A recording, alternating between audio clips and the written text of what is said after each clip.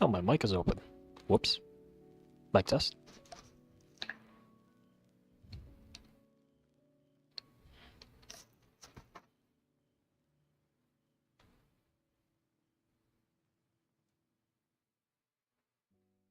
Mic test, mic test.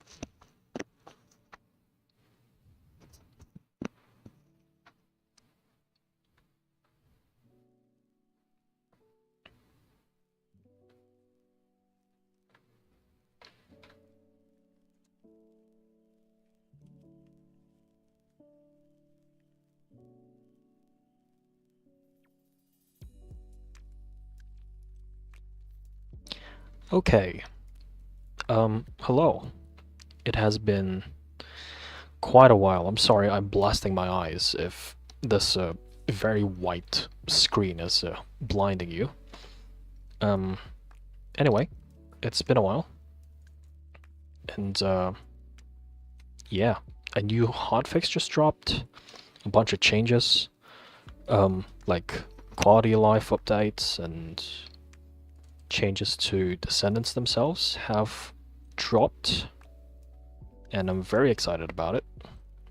Why is my screen black? There you go. And yeah, I'm gonna read through these before I go into the game because I'm super excited. I kind of skimmed through the details. I haven't read any specifics. I did see this, which, you know what? Let's see it. So, 9/26, that is today. Okay, content improvements. You can now start public operations in the invasion. You know, I've never had any trouble doing invasions solo, even before the nerfs to them. But this is an option for people who definitely want to play it with friends. I definitely know there's one streamer that she's a Japanese streamer that I always watch, and she always likes to play with her viewers. However, invasion is like the one activity that she cannot do with her chat, so this is a very nice option for her. That's nice. Fortress. Wait, what is this? The number of monsters increases depending on the number of participants. Of course. I mean, this will probably make Legion of Immortality invasion dungeons a lot easier. Order of Truth. Interacting with a drone now makes other drones despawn, so you don't get trolled. Fortress Fallen Art Void Fragment has been changed. So, this is the bunny cave. This is like, you know, the deepest part of the cave. Now it extends. So maybe the fight actually goes deeper. Maybe they spawn like all the way back there and you just have to kind of fight them. This will probably be more like a Jaber cave. Like a Jaber cave. Maybe. We'll see. Or like a Freyna cave. Since they're probably gonna change her. But yeah, that's nice.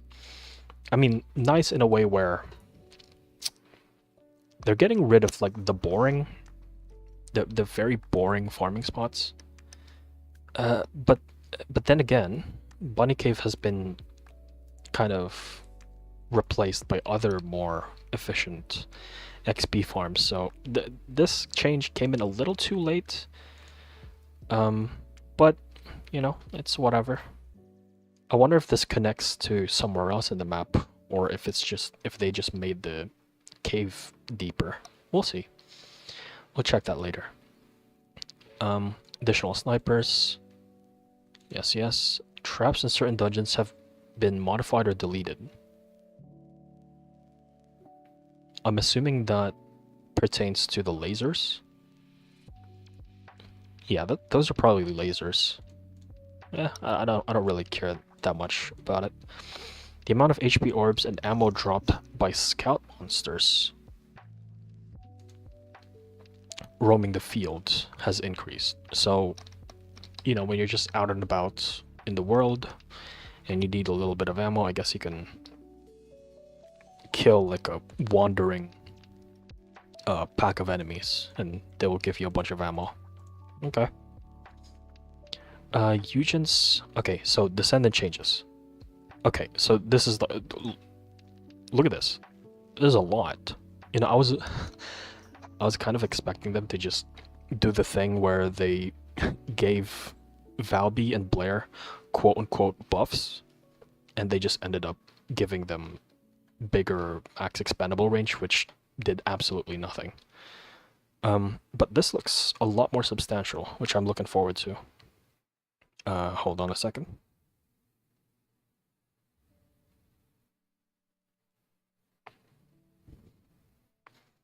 Okay.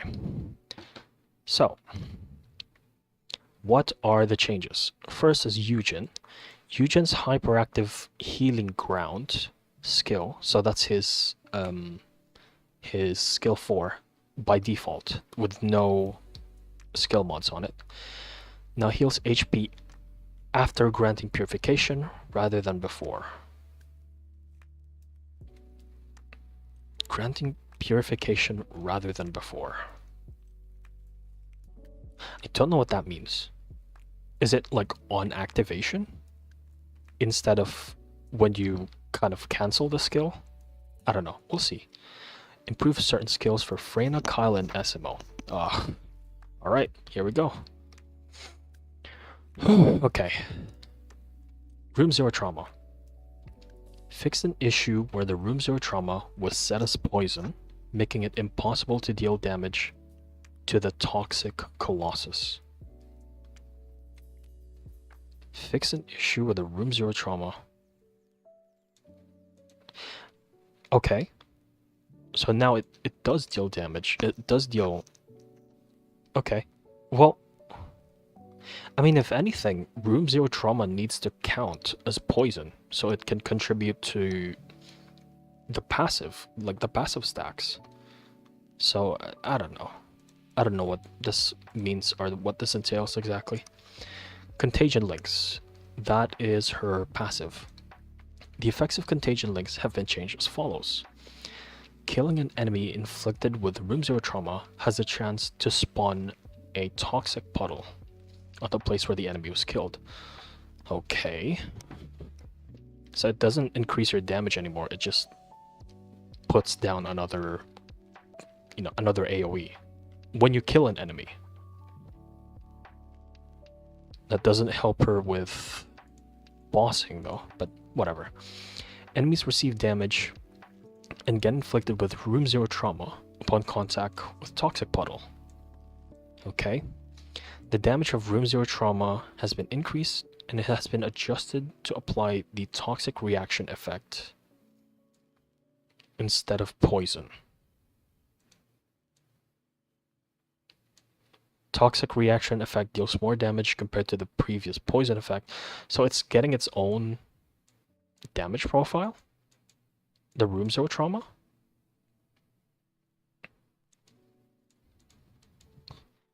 And can be applied simultaneously with Panic, Despair...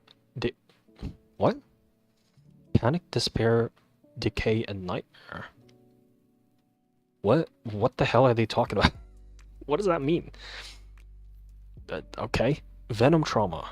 Increase the damage of Room 0 trauma, and now it inflicts panic rather than poison. The panic effect deals more damage than poison did. What? Can be inflicted together with toxic reaction. Wait.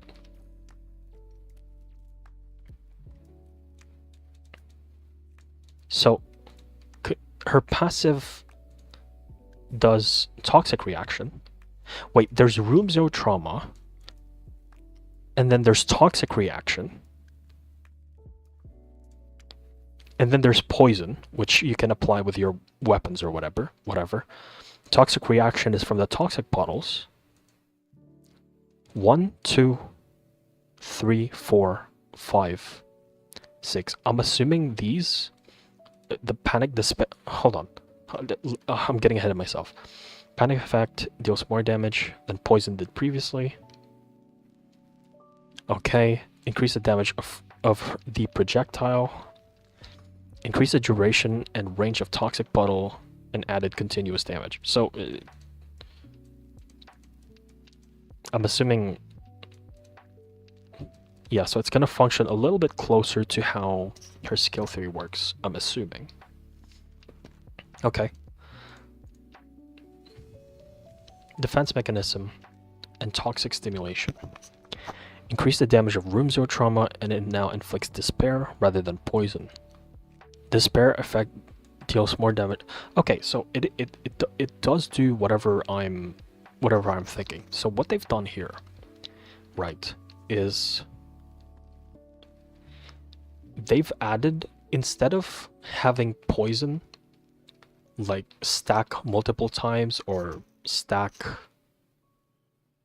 by itself, what they've done here is they just made different individual damage profiles for every single one of her skills, so you can apply all of them at the same time.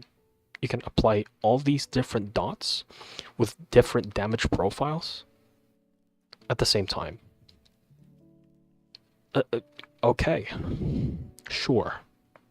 I mean, that's not a... It's not the worst way to go about it, but it's also not the best, because this is an absolute... I wonder how they coded this. It probably looks like a fucking spaghetti. Anyway, toxic stimulation, right, increase the chance to inflict room 0 trauma. Putrid venom and venom synthesis. This is her skill 3, and then this is the one that turns her skill 3 into like VS's Frost Road. Toxic swamp and toxic footprint now inflict room 0 trauma instead of poison. And room 0 trauma now inflict decay rather than poison. Yep. Venom baptism. Increase the damage of the unique weapon. Okay. Decrease the damage of room 0 trauma. Inflicts nightmare. Okay. Contagion. Defeating an enemy now inflicts room 0's trauma instead of poison. The same thing. Changes applied together with other changes increase the number of toxic puddles spawning from contagious links. So what this does now, instead of just exploding enemies, is that it increases the amount of puddles that spawns from this. Okay. So it seems like every single one of her skill actually applies room 0 trauma, even her skill 3. Which means that regardless of what skill that you're going to be hitting enemies, if you have contagion, it's going to trigger this. And it's not only, you know, remember when contagion only pretty much worked with skill 1 and skill 1 and skill 4. Technically you can trigger it with skill 2, but it's a lot worse. But now it works on all of her skills, which is very good. Room 0 trauma cost, right. It can overlap.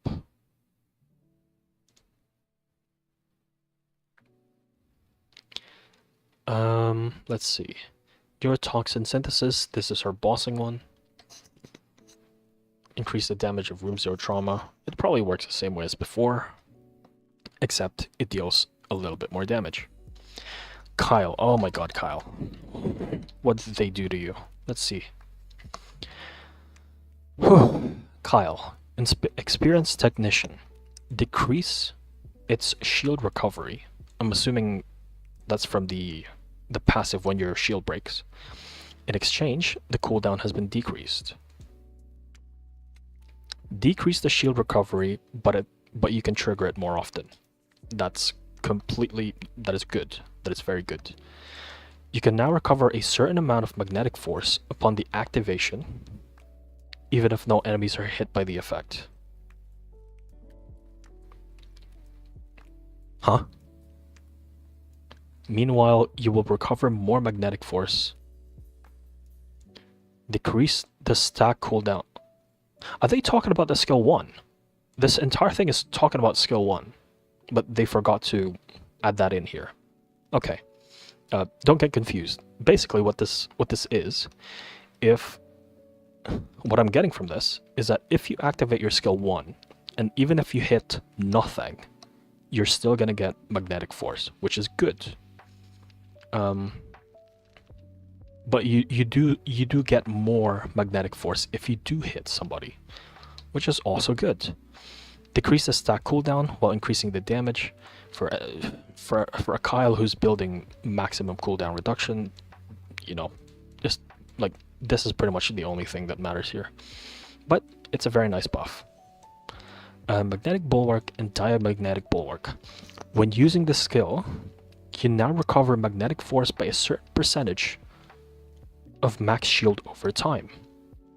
The shield cost while using the skill has also been slightly increased.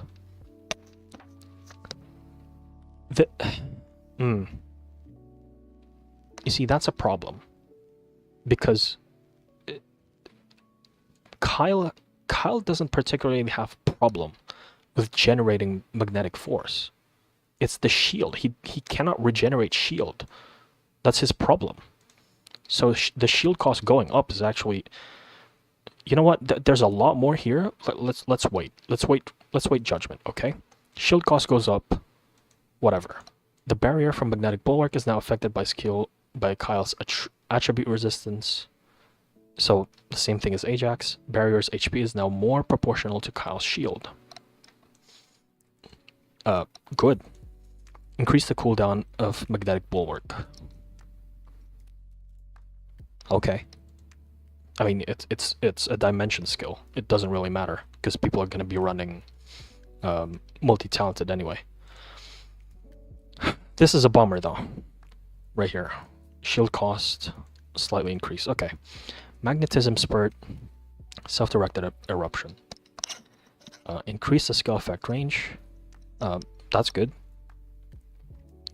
Magnetism Spurt skill now heals your Oh, there it is. Magnetism Spurt now heals your shield as well as your ally's shield. That's why they increase the shield cost right there. Okay, this is really good.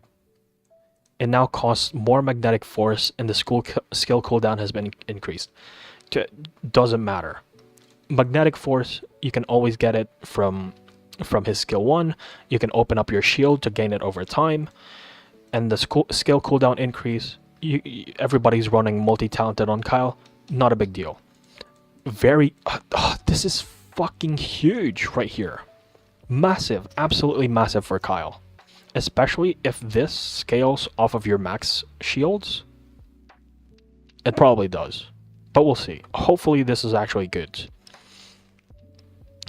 Slightly increase the skill power modifier of the damage, while slightly decreasing the additional damage magnetic force. Magnetic force modifier. I think that's good.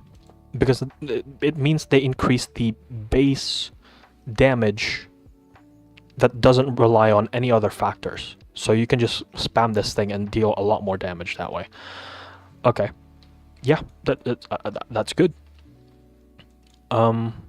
Yeah, basically it deals more damage. That's all you need to know.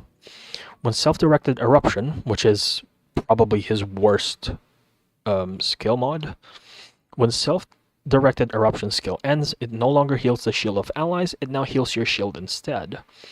And the duration of traction has been increased. It doesn't matter, because what this does is it absolutely fucking destroys your own magnetic force. So, because if I remember correctly, self-directed eruption, the magnetic force cost on it is based on percentage. And the percentage is super high. And so whenever you're using this skill, it just absolutely destroys your magnetic force. And it's not worth it. It's not worth it at all. for like a little bit of like crowd control. Who cares? You can just kill enemies, especially if you're mobbing. You don't need this at all. The only way that self-directed eruption can be viable, in my opinion, is if it launched like a projectile that either passes through all enemies or explodes on contact. That's like the only way that I could justify using this skill right here. But otherwise, who cares? This is still one of the worst skill mods for Kyle, I would say. Increase skill power modifier for the damage of skill eruption while slightly decreasing the additional damage. Unless this is like 2000 modifier, who cares? I think it's still going to be like 800%, which is nothing. But we'll see in game. We'll check that. Superconductivity thrusters and superconductive bombing greatly increase the damage of his skill 4 and increases the cooldown. That's fine. Yeah, I don't really think it needs more damage. It just... whatever. This is fine. Superconductive bombing... oh, superconductive bombing. This is the skill module. The one that drops grenades. Skill is now affected by skill duration. Huh? Firing the bomb now costs magnetic force as an absolute value. Wait. Hold on. Let me think about that.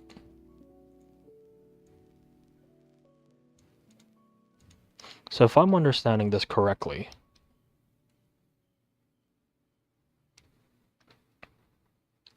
you can put skill duration on Kyle, and instead of the superconductive bombing kind of draining your MP by percentage, it's going to be by a flat amount. So what you can do is have a bunch of MP cost reduction and then fly for a long time, and okay. Sure. I don't know how useful this is going to be, or how much damage that's going to do. You're now immune to knockback and knockdown while using skill 4. That's good. Okay. Okay. So, Kyle, overall, I would say very good changes. I would say these are really good changes. So that's nice. Alright. Let's move on to Esiemo. The main thing here, right? The main thing for Kyle here is this. This is the biggest change that they've made. That is fucking massive.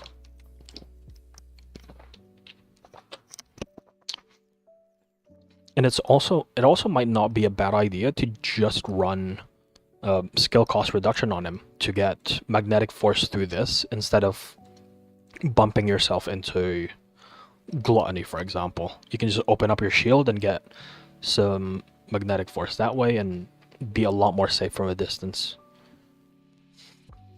Okay, Esiemo. Oh my god, what have they done to him?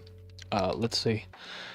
What do I want out of... okay, so I'm not looking at my screen right now. The first thing that I would change about Esiemo is his passive. I think it's crap, and it needs a lot better. His skill 2 needs to fuck off with MP cost and cooldown. If they completely remove either of them, I would be super happy. What else? His skill 4 needs to have a much shorter start animation, and hopefully a much shorter end animation after you've done like the jump explosion. Hopefully. So those are like the 3 things that I want to see out of this. Let's see it. Adventitious habit, that's his passive.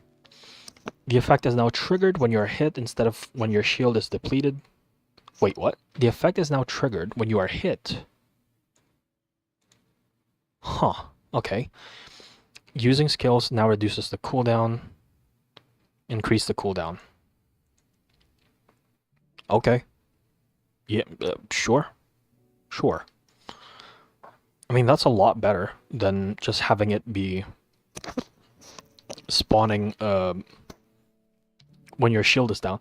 The problem is, I think the main issue with this passive is the fact that, how do I put it? By the time you got hit, and then you, like, for example, if there's like a melee enemy, right? And then they hit you, and then you shoot back at them, and most likely that enemy is dead before the grenade that falls out of you even explodes. I think that's the issue here. Like, if they can make this passive a lot better, if instead of having like a grenade drop out of you, you just explode. Like, if Esiemo just explodes, I think that would be a lot better. But you know what? This is something, you know. They're trying. I can respect that. Time bomb. This is his skill 1. Skills can now be used while sprint. Are you serious? Wait, no. This is a good thing, okay? This is a good thing, definitely. But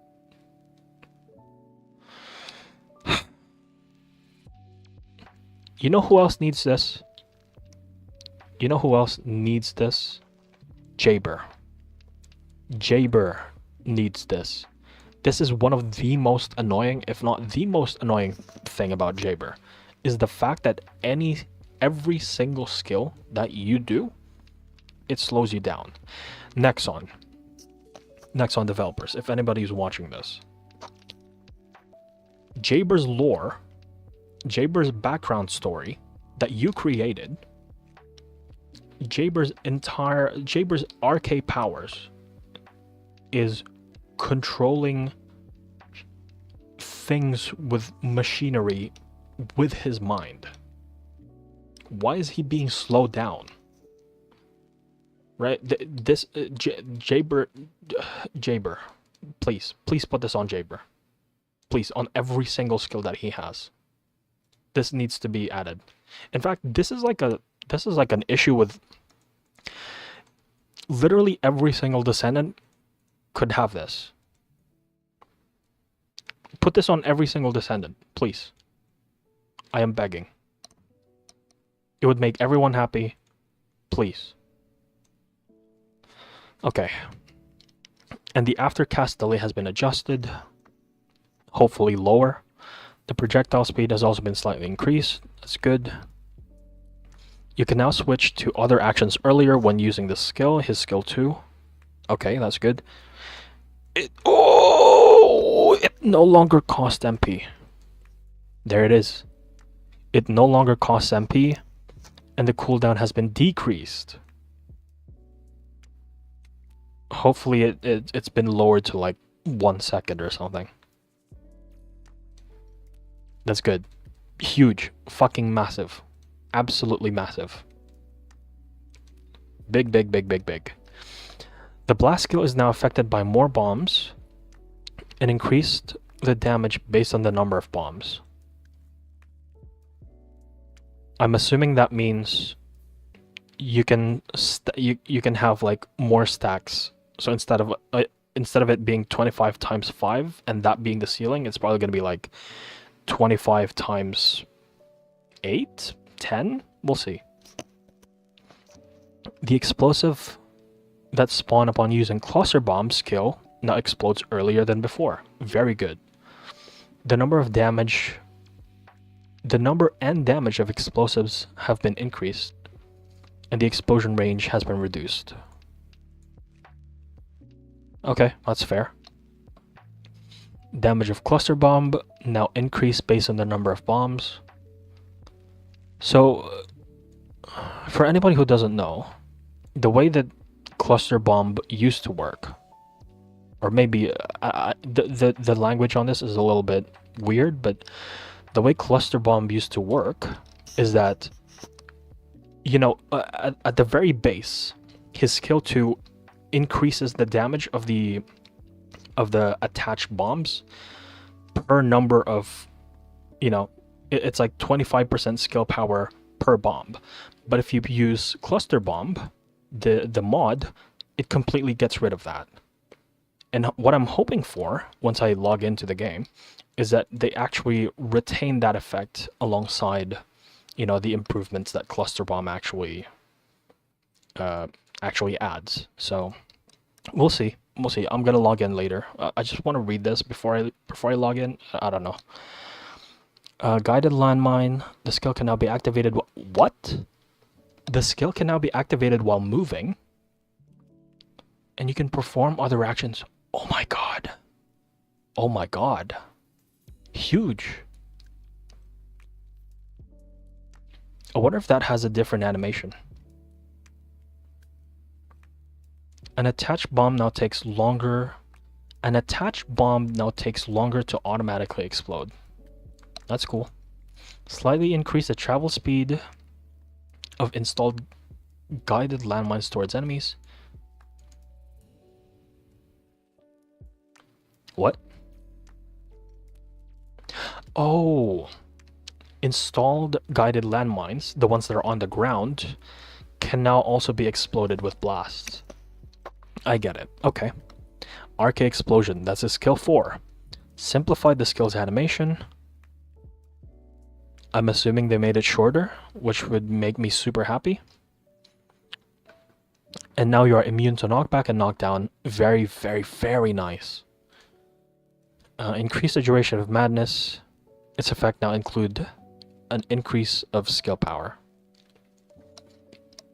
Okay, that's nice. Drink some water. Explosive Evade. Increase the maximum number of guided landmines that can be installed. Wait, what? Increase the maximum number of guided landmines that can be installed? I don't know what that means. We'll check. We'll check later. Explosive Propaganda. This is his clone, I think. You can now use the skill while moving. The skill can be stacked now. And the cooldown has decreased slightly, so you can you can have multiple of them. Okay. The installed Explosive Propaganda is now properly affected by Esiemo's HP and defense. Damage has been slightly reduced. That's fine. It's there for crowd control. It's just like a funny haha skill module. Okay. Creative Explosion. This is his skill 4 skill module. Simplify the skill's animation. Very good. Very good, very good. The number of bombs that affect blast skill has been increased. You want to know what's funny? I only really use Creative Explosion for the cooldown reduction. So I don't actually know what this changes right here. I don't understand this part of the change, but I'm assuming it's been changed for the better, right? Like, they're not going to be nerfing this. So that's cool. Increase the duration of madness. Also increase the cooldown decrease effect. Really? Really? So, hold on. If this is an increase of about 10%, so if it goes from like 20% to 10%, I could get rid of one of my focus mods and replace it with a specialist. That would be huge. Or not huge, but it would be awesome. Okay, so Esiemo. Okay, so Freyna, I don't know. You know what? I was gonna give like a rating for like the changes for each, like, you know, Freyna is like a 7 out of 10, Kyle is like an 8 out of 10 and whatever. We'll see how these work first in the training room, and then we'll give I don't know, a rating on it or something. But, you know, Freyna changes look promising. this looks kind of messy, but if this is how they want to go about it, then sure, we'll try it. Kyle change like this. This is huge, massive, right there. So I'm very happy about that. Esiemo, this is huge. Being able to sprint while using skill 1 is huge. Being able to move while using skill 3 is huge. I'm assuming the skill 4 is going to have a shorter animation, which is also fucking huge. And yeah, we'll see. I'm very excited to try it in the laboratory. Okay, weapons modules. Two new my brain broke. My mouth broke. Biosync shield reduces HP recovery from HP orbs by a certain amount, and instead heals the shield by the said amount.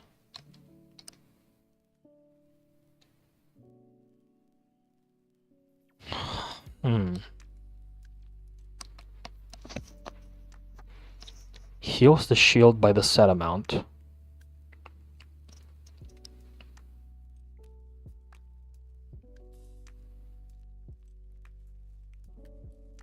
You know, this is a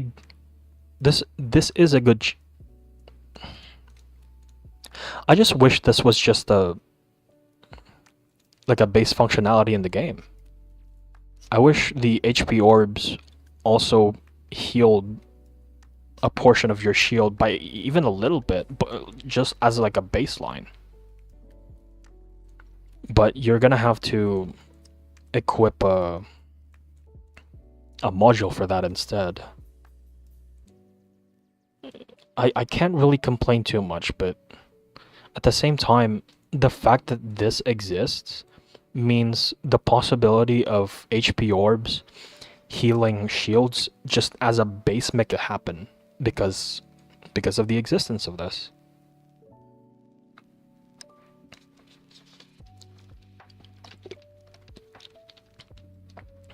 Okay, well, that's that. It's something, right? Last stand. When using a skill to attack enemies, consumes all of your shield to deal additional damage equivalent to a percentage of the total damage. That doesn't make sense. Well, what I'm assuming is it's kind of like Sharon's what do you call it? It's kind of like Sharon's one of Sharon's mods. Okay. Yeah, okay. It's exactly how I think it works. Whatever. Okay, UI, UX. Do I want to go through this? I'm probably not going to go to, like, bug fixes. That's probably...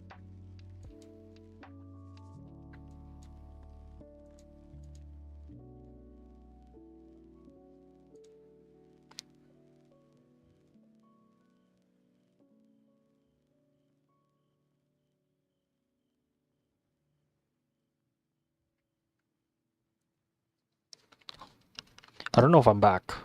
My internet cut off. Hold on.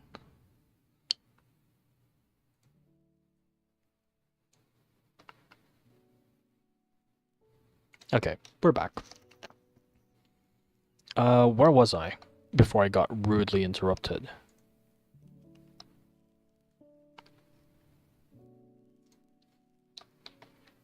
Okay, so here it is. I don't know how long I was offline for, but you know, whatever. Anyway, you can now check recommended stats for each intercept battle. This means this is going to be really nice for newer players to kind of get them up to speed at like how much survivability they need before they tackle a Colossus fight. So that is really nice. Ultimate weapons will no longer be filtered as junk. Regardless, in order to dismantle an ultimate weapon, you need to manually. That's very good. Very W change right there. Max capacity up modules, now displayed with a plus sign. Very good. Tracked items in the research UI will no longer be untracked when the research is completed. Very, very, very nice. So you can just keep your, what do you call it? Your catalysts and activators in there. In no resurrection zones, a system message will tell you that you cannot abandon rescue during DBNO state when you're downed. Okay. You can now set whether to run or sprint by default. Really? Wait, that's huge. Wait, I have my options here. I can actually check it right now. Hold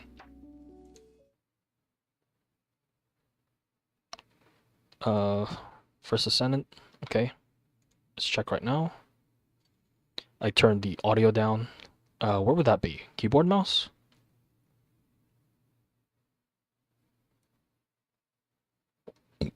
Oh, excuse me. Gameplay, I'm assuming. Chat setting, no. Damage display, no. Control method. Aim. Oh, default method.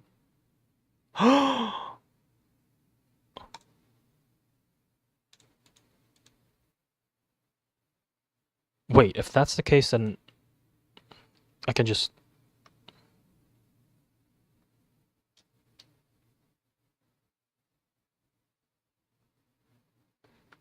do that. So I never, like, I can never accidentally toggle it. Right? Okay. Sure. Anyway. Let me change the screen here. Anyway, that's nice. People have been asking for that for a long time now. So that's very, very, very good. The range of possible values for controller, this doesn't concern me because I don't play on controller. There's a controller change. Terrain damage in every field now reduces shield first. The survival time is the same as before. Terrain damage? Terrain damage in every field. Oh, lava. Or like the poison swamps in Steroland. Yeah, I'm assuming that's what this is. Okay. Customized spawn settings have been moved to the Descendant skins menu. That's really nice. The storage, this is what they were talking about with the personalized spawn animation per Descendant, I'm assuming. The storage object under the workbench in Albion has been moved near the mailbox. Oh, okay. That's nice.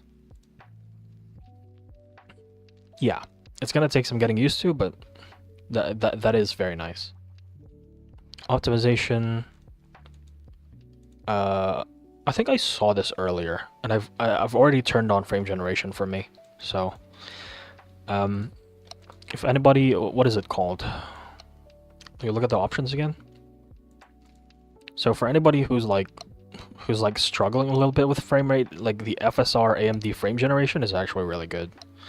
Like in Albion, my frame rate went from 50 to like 70 immediately. So I'm sure there's gonna be some issues like tearing, like artifacting and like input delay, but we'll see. I'm gonna have to feel it out. Huh. Okay, miscellaneous.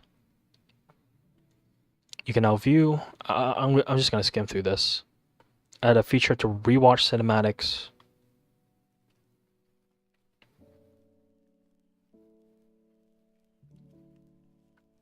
So you can replay them if you're on location. Private operation. Okay. Since cinematics provide perfectly suited players.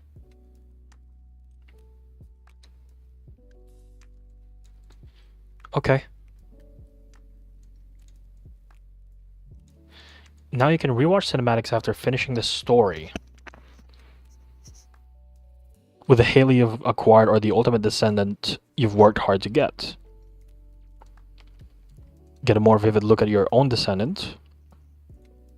You know, instead of having it by location, why not just have like an NPC in Albion or something? I think that would have been better. But you know, the option is there. They've put it, so. Added the preview and field button to customize UI. Now you can preview the appearance and paint color with an actual field as the background. That is very nice. It's kind of like the character creation in Bleed and Soul, if I remember correctly. Shops, don't care. Bug fixes. I'm gonna skim through this very quickly.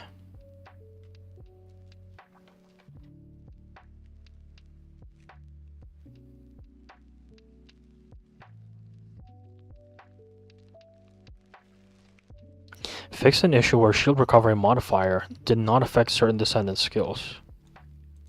Well, that's huge. That's huge.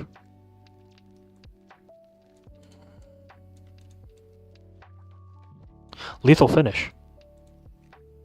Ah, it's been fixed. The effect of the lethal finish module is now properly applied per cooldown when attacking an enemy with a Guardian Lance. Okay. Well, that's no more crit damage for King Guardian Lance, I guess, or King's Guard Lance, which kind of sucks because I've already slotted in crit damage, like Almandine slot for that weapon, so that's kind of a waste. Oh well. Oh well. I guess I can just put like double crit rate on it and then still, well, yeah. UI. Change the barricade height in all outposts to 2 meters or higher. Fix an issue leaving the map. I actually kind of like this. I actually kind of like that some barriers are uneven. Oh well. It's not a big deal. Fix an issue leaving the map. Hello, Descendants. Today we're also prepared Dev Note 14, so this is this. Along with the hotfix changes.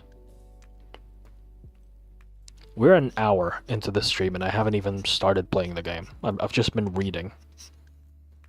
So sorry for anybody who's expecting gameplay. Sorry. Anyway, I'm gonna read this now. This link right here. Greetings. Okay, I'm just gonna skim through this, right? I'm sure this is just like puffing up Freyna. Season 1, working hard. Of course, you guys are. Taught us a lot about the direction that the game is taking. Deliver better content based on what we've learned, because their expectations of how the game is going to go is entirely different from how the player base has been playing it. So today, as part of this effort, Dev Note,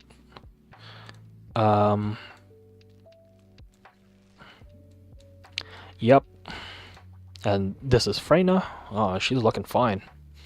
The helmet is still don't like the helmet, but whatever. October 10, Freyna's RK chemical suit. Okay, this is just... Oh, new okay, so this is the thing that I actually want to read.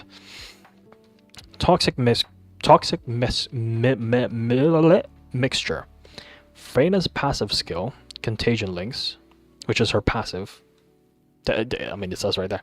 Change to Toxic Mixture. When equipped, the skill module will trigger Necrosis instead of Room 0 Trauma. As enemies gain more stacks of Necrosis, your firearm attack increases when you shoot them. And if an enemy reaches max stacks, your firearm critical hit rate also increases.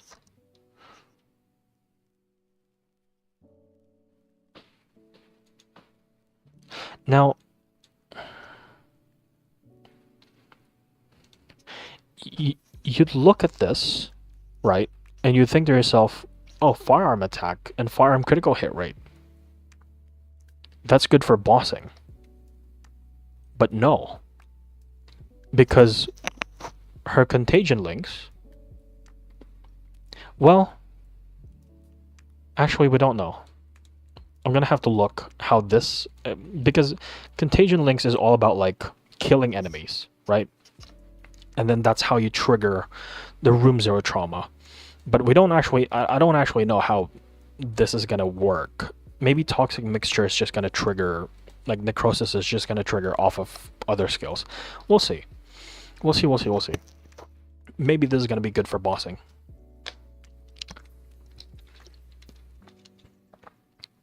Okay, Venom Injection. Defense Mechanism, Skill 2. Change to Venom Injection. Venom Injection consumes resources to recover your shield and increase skill power modifier while inflicting corrosion. Enemies inflicted with corrosion suffer reduced toxin resist. Okay. So, I'm assuming this is still gonna require for us to get hit in order to get value out of this? Or maybe this just applies... maybe this does like an AoE thing. I don't know. We'll see. Haley's exclusive modules. Oh, right. Right. I forgot about... I forgot about this. Super cool Kuiper round. Using the unique weapon, which is the skill 4, reduces firearm attack and fire rate, but increases weak point damage in return. Successful weak point attacks recover your shield instead of MP.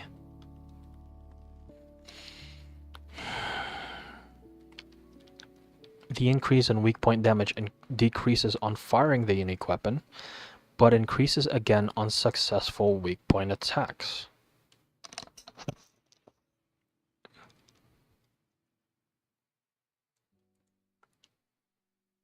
So, what I'm assuming how this is going to work, and again, this is all assumption, I haven't logged into the game. What I'm assuming this is how it's supposed to work is you shoot the enemy on the weak point a bunch of times, and then once you have like maximum weak point damage stack from shooting it. Wait, the increase in weak point damage decreases in firing weapon, but increases again on successful weak point attacks. So you hit the enemy on weak points a bunch, and this stacks the weak point damage with the skill 4. And once that stack is at maximum, you whip out your skill 4, and then you shoot it once. You shoot it once. And then you cancel the skill, and then you do it all over again. That's what I'm assuming is how this is going to be played. Which, you know what? That is actually really cool. Like, for this playstyle, you do not need magazine size for the piercing light, so you can just put on a bunch of damage on it. Okay. Yeah, sure. Cryogenic cluster shot. The cryo effect is changed to cryogenic. Excuse me. Using a firearm to attack an enemy inflicted with cryogenic deals additional AoE damage to nearby enemies. So, this is the mobbing. Okay. Sure. That's good. That's decent. In addition, we're adding new modules to improve your builds. Following the... We'll be adding modules that boost skill power or firearm attack instead of critical hits.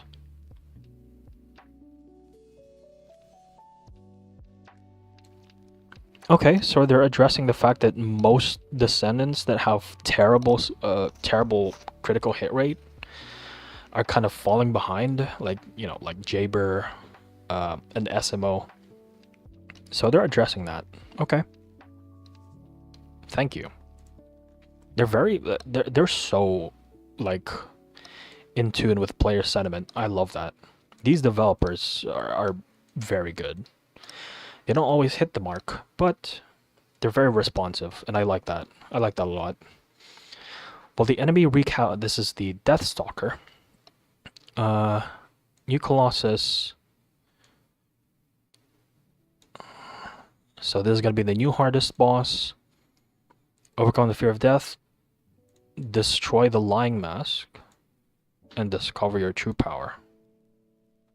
Whatever that means. Difficulty, final intercept battle. Gluttony will also be readjusted. I've already fought Gluttony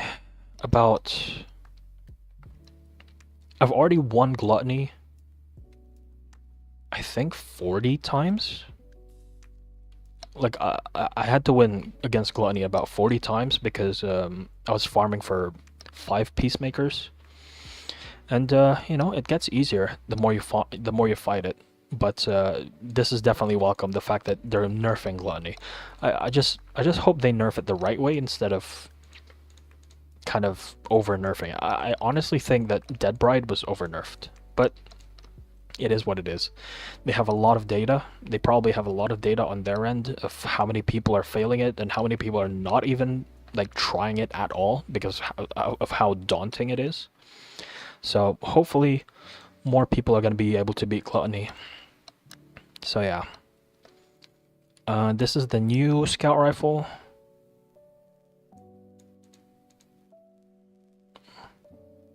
Cold and deliberate rather than fast and hot. Scout rifle has been designed with a C catalyst. Slow their movements.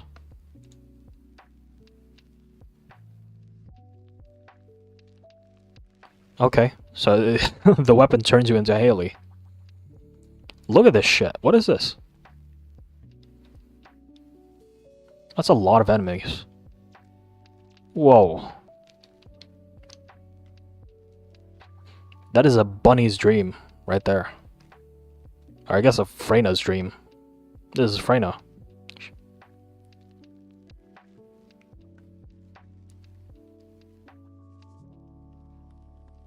Oh, dude, the entire fucking... look at the walls. Look at how huge her AoE is. Whoa. She's like painting the entire thing green. That's cool. Okay. On October 10, we're also introduced... okay. 400% infiltration operation. You can choose the 400% option in infiltration options with the invasion event.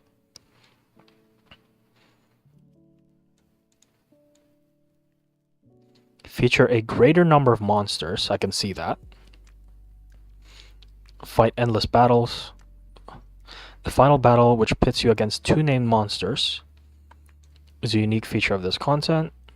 With more monsters appearing, be able to plunder a deluge of loot in 400%. Exclusive currency. Obtainable only in 400%. Which can be used to obtain special trade items on Ada 0. Oh, interesting. Yo. So obviously Freyna, right? Freyna is going to thrive in this. Bunny is obviously going to thrive in this. This isn't quite how I wanted high difficulty. Well, actually, they did promise high difficulty, right? But this isn't the mega dungeon that they're promising us. This isn't mega dungeon yet. And I think what they need for mega dungeon to be is to make it extremely hard to the point that you cannot do whatever this Freyna is doing on the screen. I want mega dungeons to actually have a difficulty where team composition matters, positioning matters, and I think that would be appropriate for a mega dungeon. This though, obviously this person is like running it solo, so it's probably like, this is probably just really fun to do. Like you probably don't even, Like this is like for high what do you call it? High investment characters for just to like run around and play. So yeah, this is fine. This is good, right? But I hope they make the actual hard dungeons to be really hard and mega dungeons. EDA 0. Every Friday to Sunday, mysterious merchant visits Albion. So every weekend. List of goods each week. Descendant blueprint, weapon blueprint, material, inventory what? Huh? Huh? Huh? Well, that's huge. That's massive. Hold on, gotta restart my... Okay. Require standard ETA vouchers, premium ETA vouchers. I wonder what that standard and premium is. These vouchers can be obtained by playing, exchanging surplus. So if I am to guess, the standard is from selling blueprints, and premium is from doing the hard dungeons. In addition to a rotating shop, hold on, let me drink some water. Ada 0 also offers the feature to exchange surplus of weapon blueprints. Oh, there you go. Limited amounts.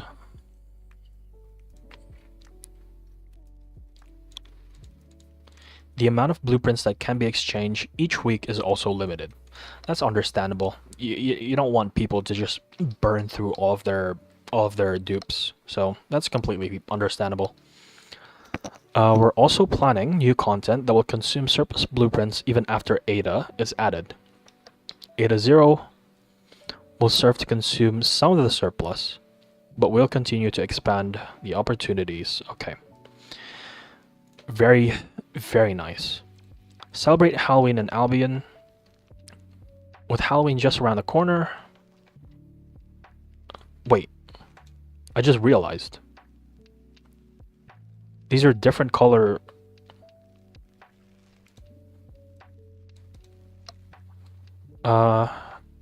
decorations.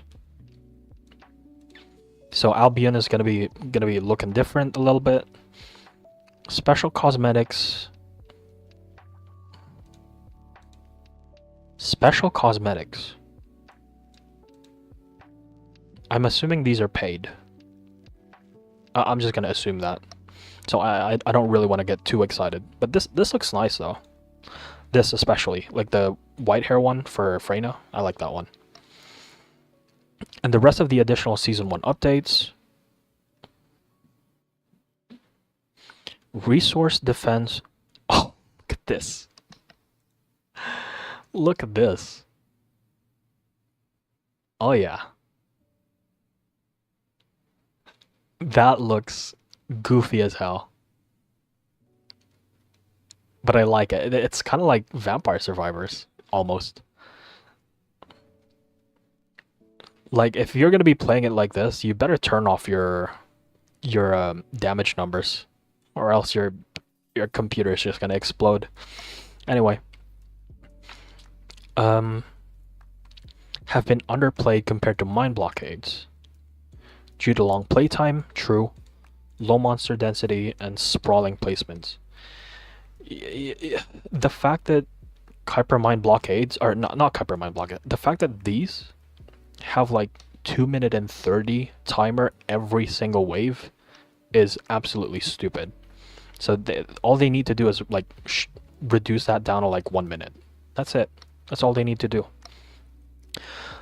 We plan to improve, shortening the playtime to the level of mine blockade, increasing the number of monsters, change placement style. Ooh, reactor farming. Reduce the inconvenience to farm a new ultimate reactor.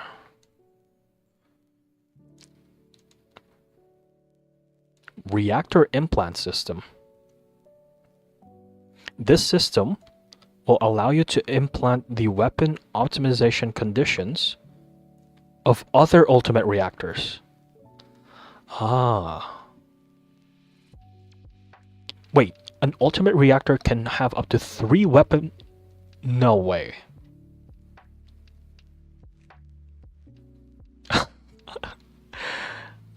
Okay. Okay. Yeah. That's... Okay. We'll take that. We'll take that. That's awesome. So now you can have like up to 3 weapons that you can have on an ultimate reactor, on a gold reactor. So that's nice. No longer have to farm new reactor each time you switch weapons. Yeah, that is awesome. That is nice. We hope this dev note answered listening to feedback. We know. You guys do. We promise to continue to improve and evolve. We'll do our best to make your time. Yeah, you guys are all like, these developers are really fucking, they're on top of their game, man. They're amazing, quite honestly. It's very refreshing to have a development team this in tune and this responsive. They're great. These developers are great. I'm very grateful. Like, it makes me feel like I'm not wasting my time on a game. Even though, like, the game obviously has a lot of sore spots. It's got a lot of flaws, but the developers are trying their best, and I love them for it. So, anyway, I'm gonna go and play the game now. Finally. Let's log in. So what do I want to check out first? I want to check out... I guess Freyna, right? She's the one that received the most changes. So let's log in. I have my... Hold on. I don't have audio right now. But I'm going to change that. Give me a moment.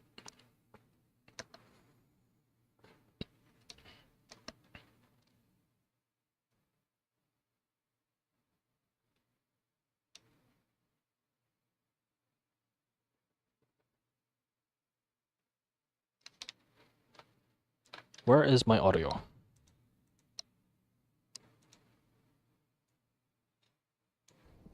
There it is.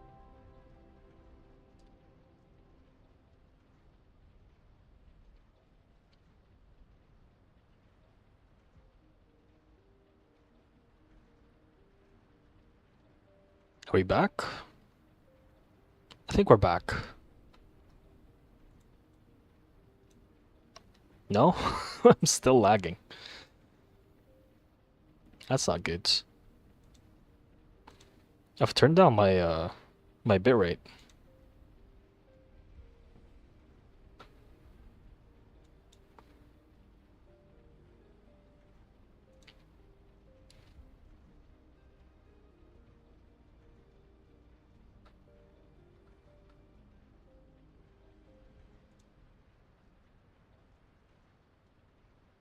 Mic test, mic test.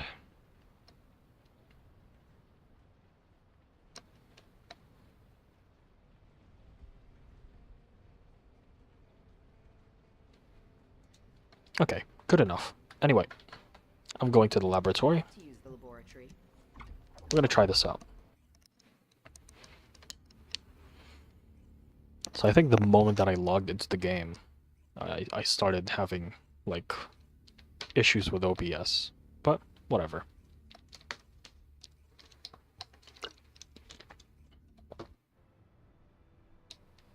Oh. What? There's no animation? Why do I have 100 FPS here? Oh my god. Wait, this is huge. Look at this. Look at this. Okay. Currently I have 100 FPS, right? I turn this off. Put it in unlimited. How many do I have? Oh, I still have 84. Because there's nothing in the... Okay. Never mind. Sorry. Leave that on. Anyway. What we're gonna do here. Summon a bunch of enemies.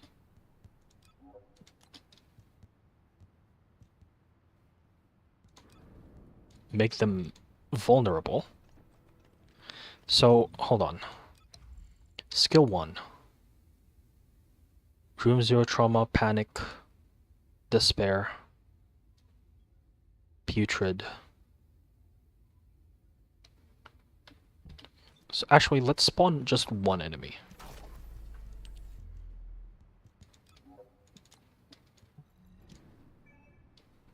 Okay, let's...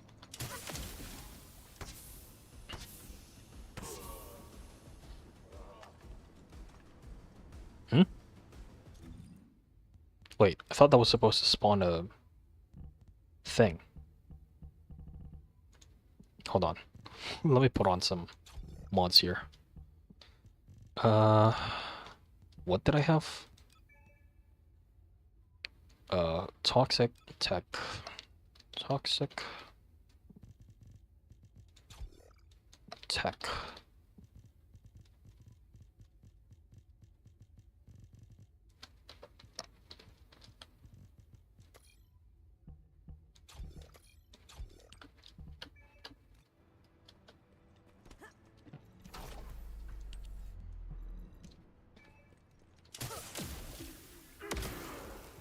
Oh god, what was that? I just lagged really badly.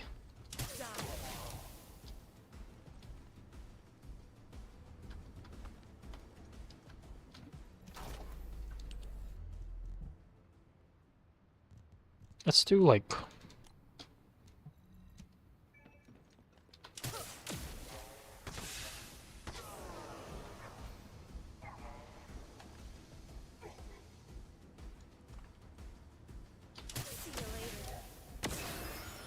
Oh, there it is.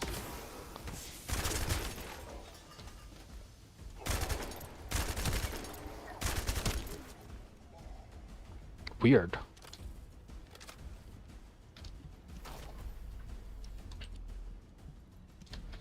Let's add more, like, skill power to us. Actually, what do I have here? I've got Venom Symptom. So let's put Venom Symptom right there to just have a little bit more damage. Let's do skill 3.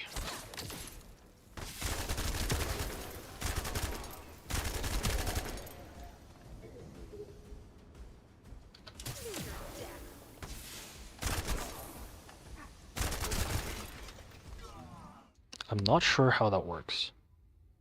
Room 0 trauma.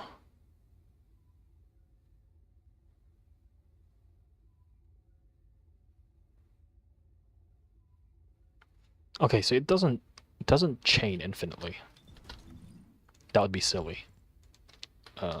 Range.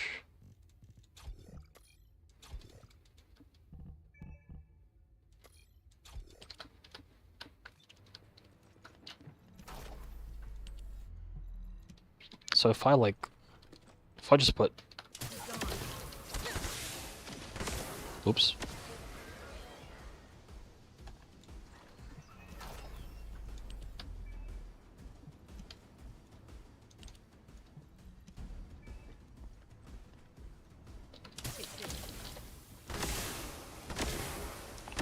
Oh! That got bigger and bigger.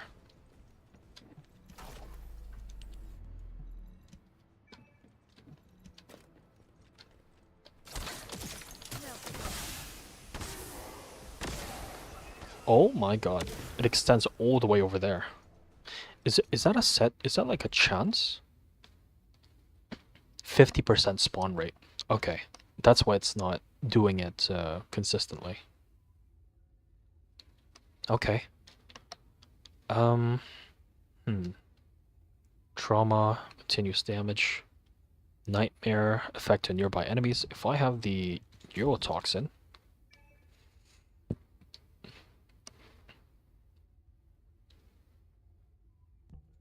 wait, what? It doesn't have trauma anymore. Wait. Exclusive weapon damage, 768. Room trauma, 188.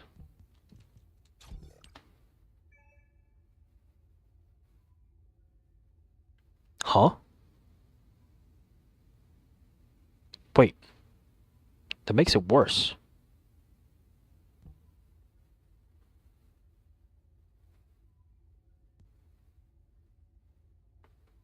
Hmm?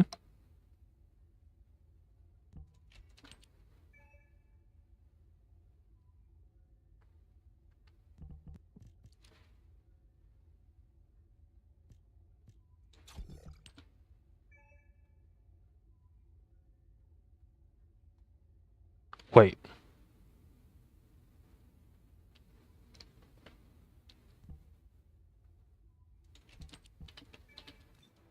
It just nerfs it.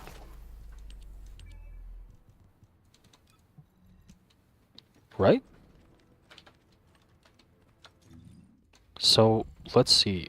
If I don't have neurotoxin,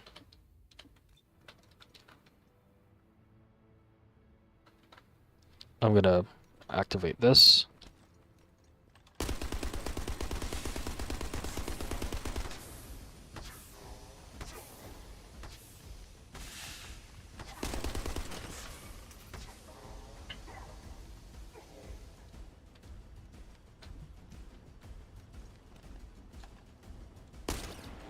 $188 per shot, 56k per tick, 188, 56, 188, 56, 188, 56. I gotta remember.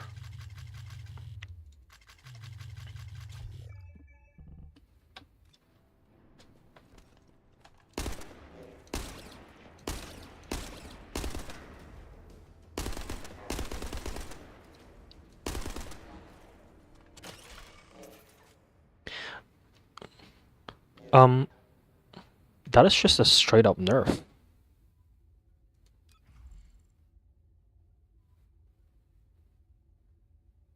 Wait.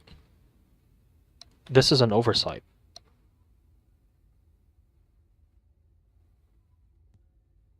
Huh? Hold on, let me check the patch notes again. Freyna.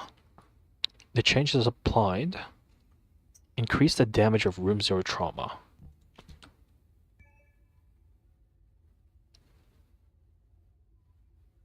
$188, $188, $188, $188.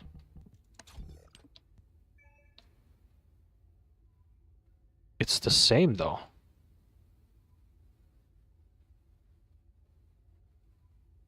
So this one's definitely broken. It seems like an oversight. It's fine, it happens. No big deal. So for now, get rid of that, because that does nothing. Literally nothing. Her best in slot right now is probably this.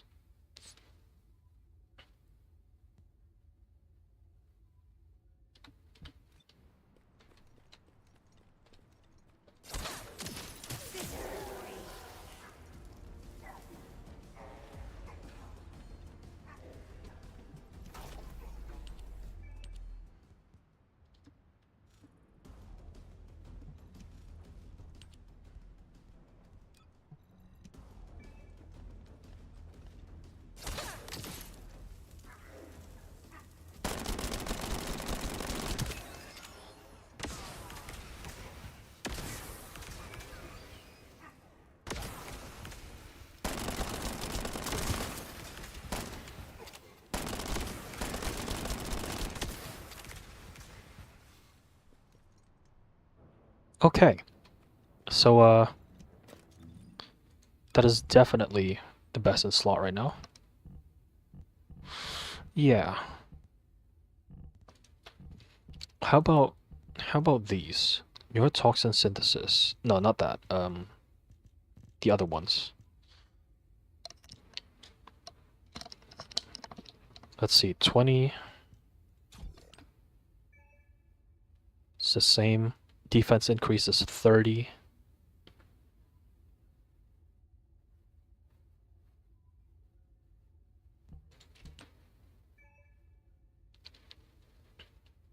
Imbue rate.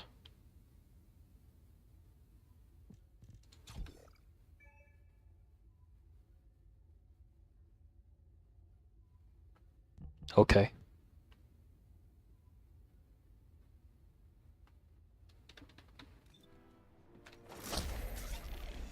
That's a pretty big AoE. I just don't know how relevant that is. But I guess if you have like a... I don't know, actually. I don't know.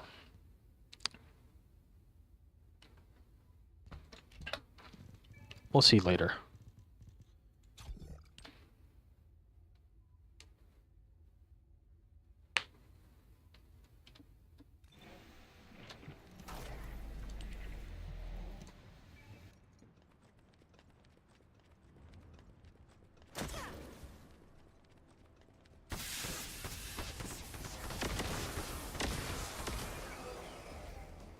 Wow. Okay. How long does that last? That lasts for a long time.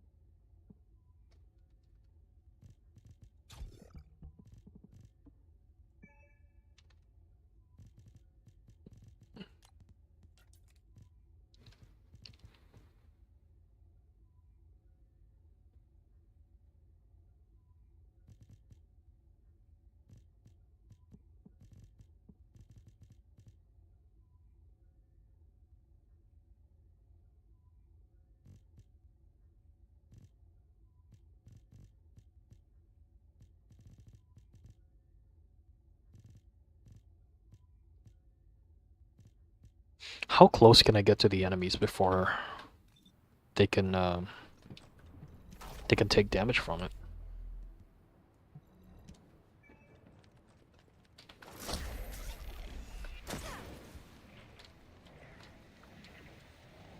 Pretty close.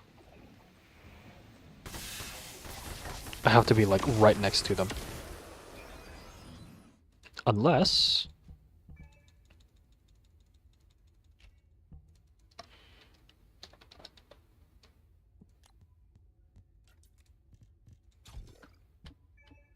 Unless I do this. How big is it gonna be?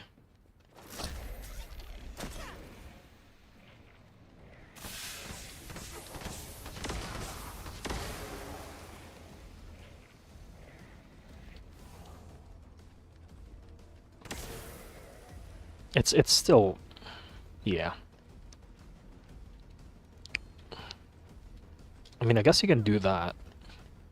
Like, activate this, and then run around with this.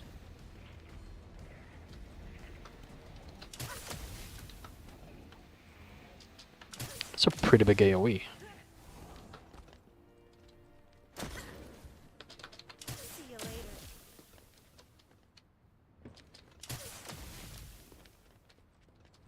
Take this. That's not bad.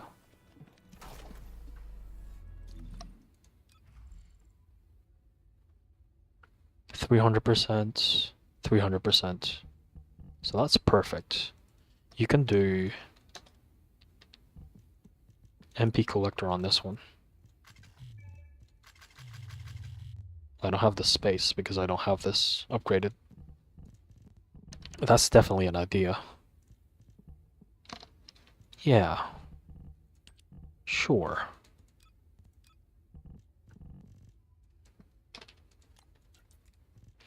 For this, I might just go for toxic stimulation, if I'm gonna be honest. How much is that?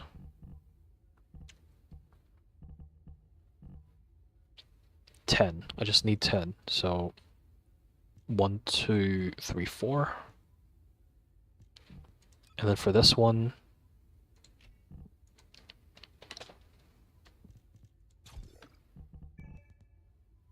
$11. Okay, I think I have a pretty good grasp of how her skills work now. Yeah, I'm gonna do this now before I forget. I'm gonna upgrade my modules.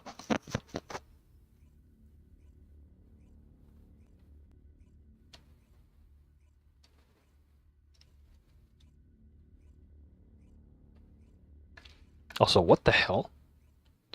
I had 7 viewers at some point? Why?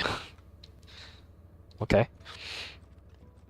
They're all gone now. They've all left because probably because I lagged earlier.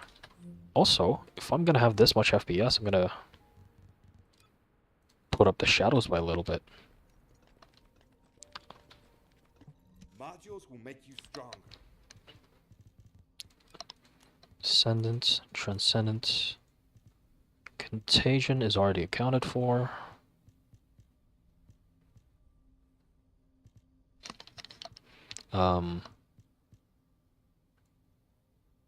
Toxic stimulation. Where is it?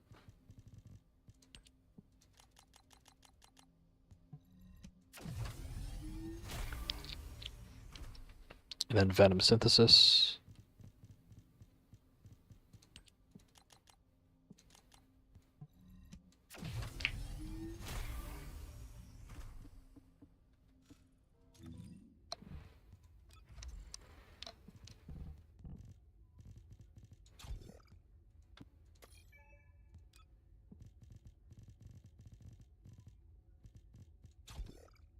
So if I'm doing boss fights, I could probably just do that.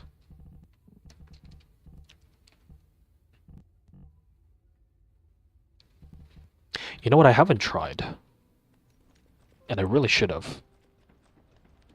Welcome, Descendant. I'm gonna try this. I'm gonna have one dummy that's invincible. And we're gonna try and stack as many things on it as possible. Let's see it.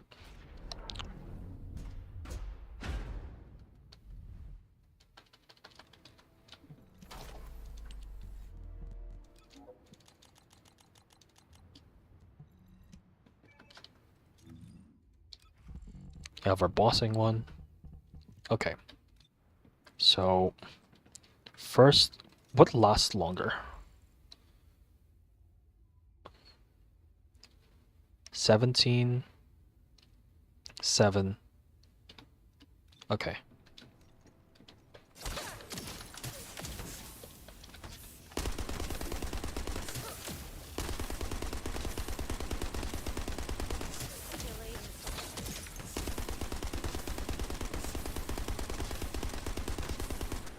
Does it stack?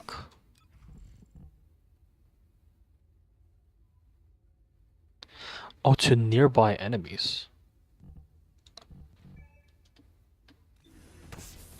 I gotta know whether or not... Wait, hold on.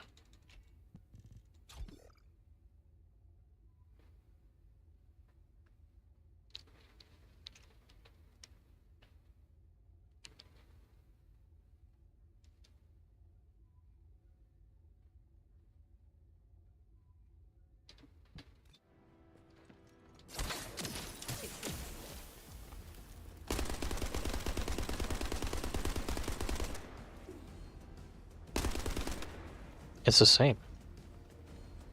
It doesn't matter. So it only really applies to nearby enemies. Nearby enemies. So it's actually...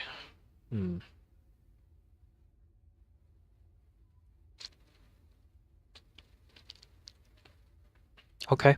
Well, that's the Freyna build so far.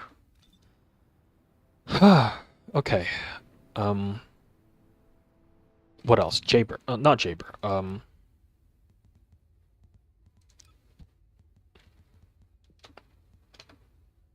Esiemo.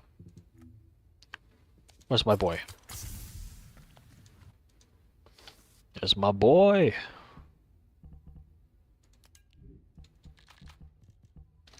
I technically should have Secret Garden on him, but whatever. It's not a big deal.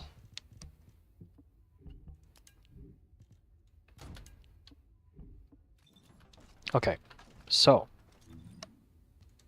let me look at the changes again.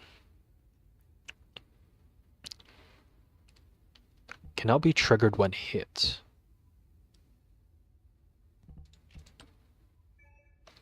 Cooldown is 15 with my maximum cooldown build. Cooldown decrease 2 seconds upon skill use. Okay. So this has no MP cost now. 0.7! Wait.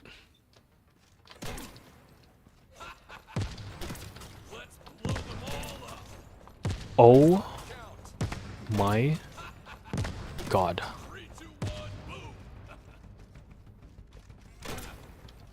Look at how good that feels. He still has to stop every time he uses a skill 2, but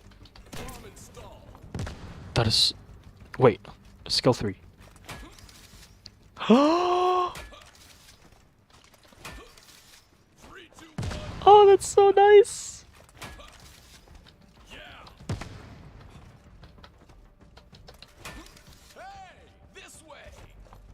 But you can still... You can explode that now, even if it doesn't... Even though it's not attached. Now, let's see skill 4. Oh! It's instant! Oh my god!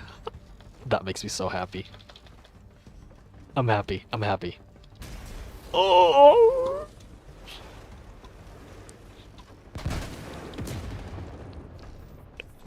Okay. Okay. That's pretty pog. I'm happy. Very happy. Very, very happy.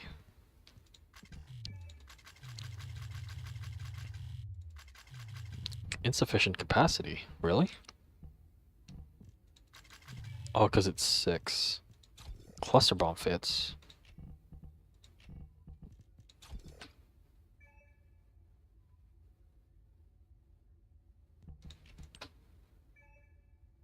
Eight times. But with this, it's 10 times. And for this, skill power is halved, I think, right? Yeah, it's halved.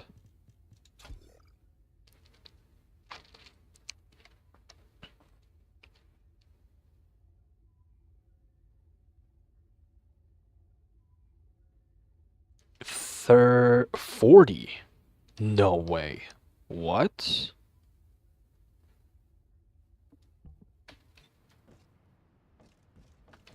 Also, how does this work? I'm still kind of confused. Hold on. So that was like 800k, right?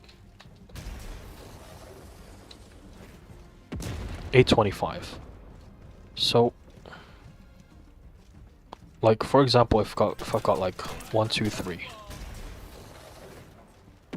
825 still. I don't get it. I don't get how that's supposed to work.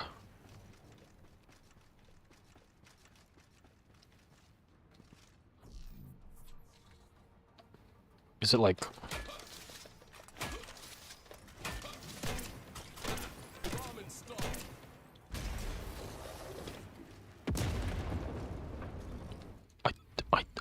I really don't know how this is supposed to work.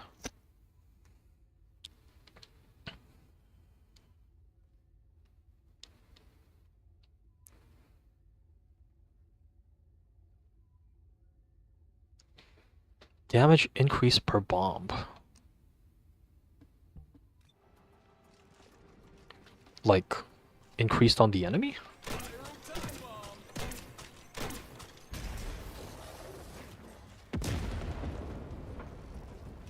I have no idea.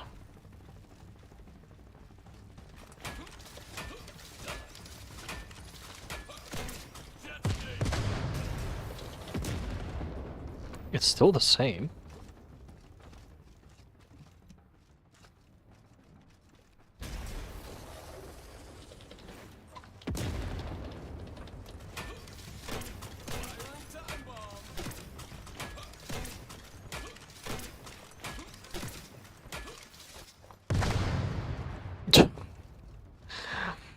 You can do that, I guess.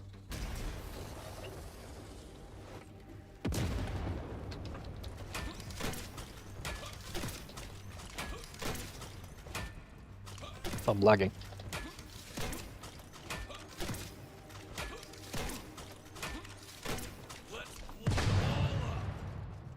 That is a lot of bombs. Huh. Let me. Why is the enemy all the way over there?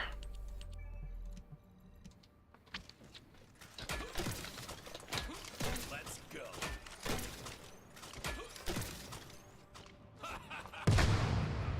Boom. So, what I can do actually is just explode, right?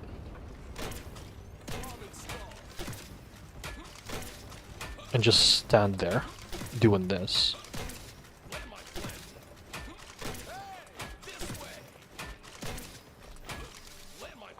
Assuming that I'm actually, you know, hitting the enemy.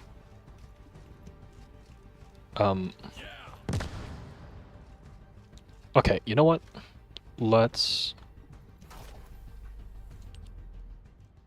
do this, right? Let's say there's like a huge colossus in front of me, and I'm just like targeting in a general direction. So what I'm gonna want to do is explode myself.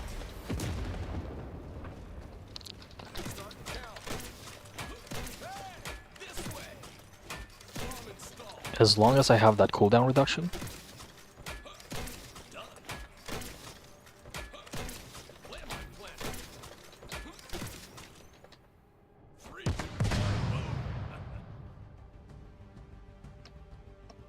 Now that looks promising.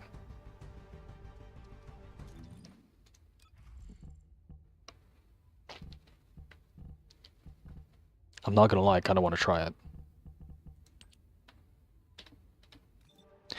I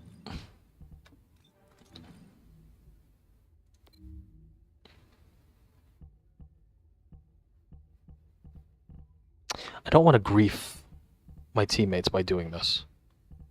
So you know what? Let's do this in like a solo. Oh my god. What is this?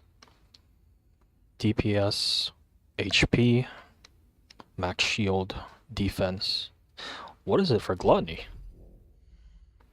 HP 17k. 55k.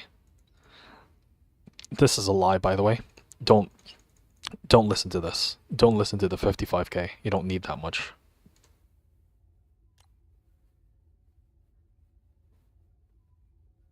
Ooh, recommended module. Selected Descendants. Haley. Select weapon. Is this showing on screen? It's not. There's like a recommended module button at the bottom left, and it's prompted this like web page that is not showing up on the stream, but it does for me. Enduring.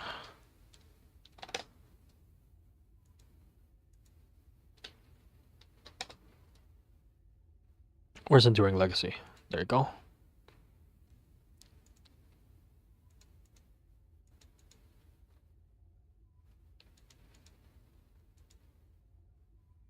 Gluttony.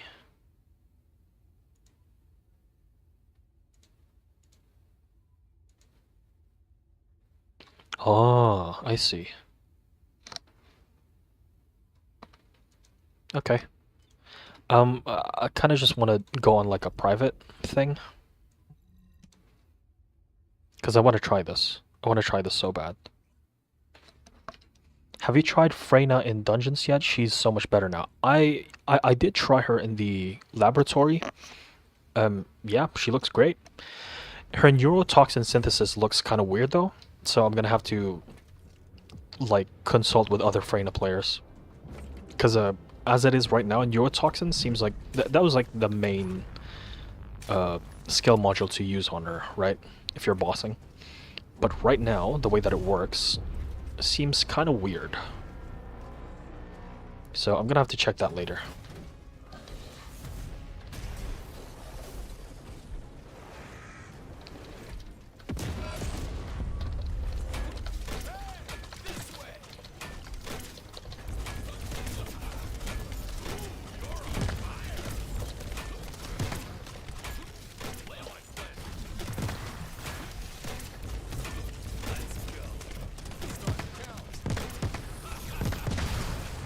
Ooh. My MP though. So how much damage did that do? Because I pretty much took out the entire shields of Executor or Executioner. I was using Contagion. Yeah, I bet Contagion's gonna be really good.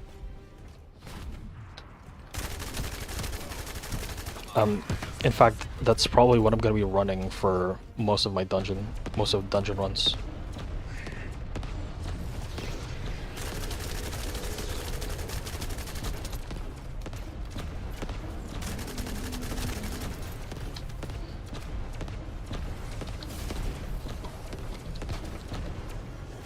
Oh, I lagged. Hold on.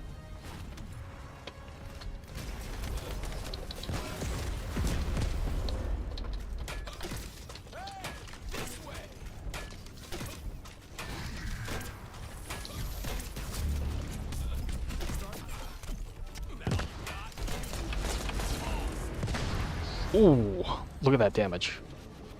Look at that chunk of damage.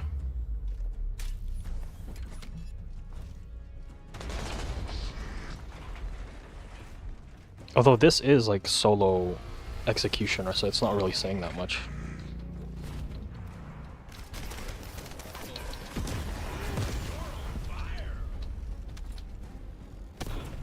Ow.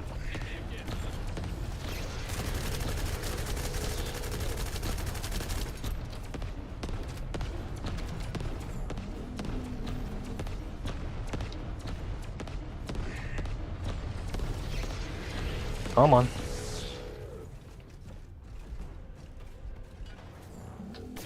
Ow. Come on. Get out of Enrage. I'm waiting for him to get out of Enrage. And that's gonna do the buff. Ow.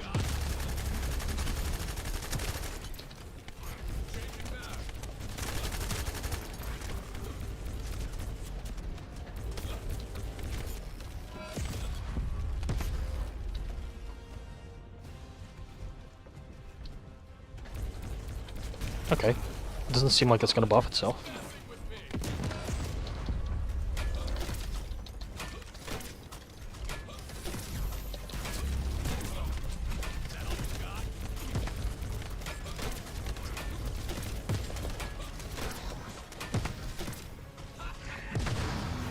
Boom.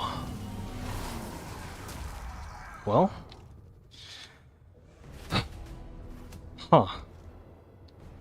So, that's definitely a way to play Esiemo.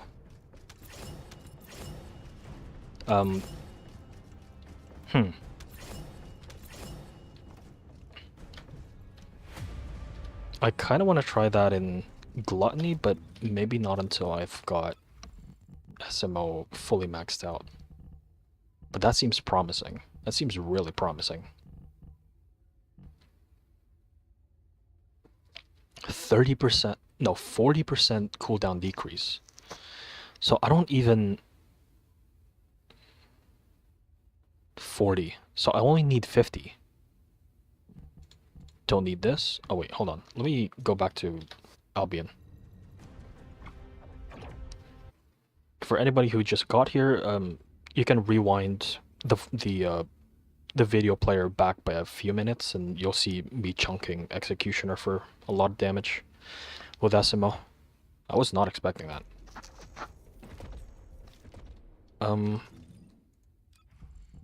So don't need that. Don't need that. I can put on Specialist. Or what I can also do is keep those double focus.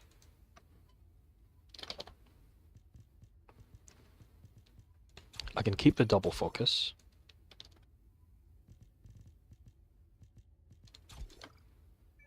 %. That's a little bit short. Nah, I'm gonna need Nimble for this. Nimble. And I think focus on fire and then having a tech specialist is actually going to win me out in damage by a little bit.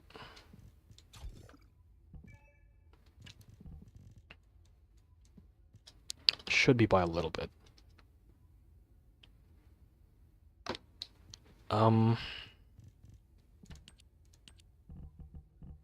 Yeah. 40% cooldown reduction on creative explosion. That is insane. That is absolutely insane.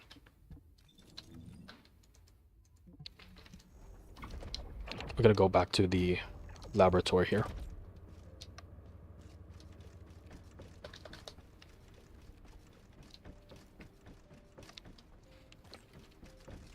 Welcome, Descendant. So let's see. I have my skill 4 on a 10 sec. No, not even 10 seconds. How much? Because it's a 90% cooldown reduction. 4 seconds. 1, 2, 3, 4. If I really wanted to, I can just spam this skill. It's a little bit laggy, but, you know. And just spam that.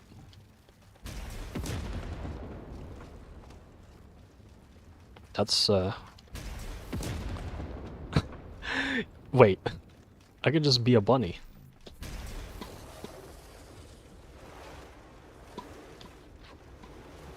I just run around like this.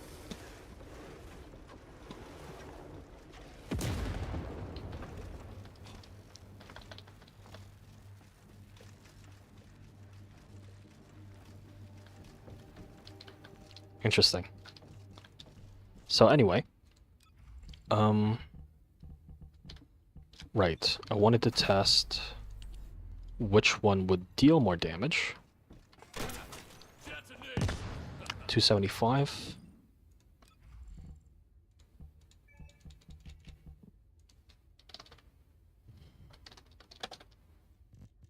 So remember, 275.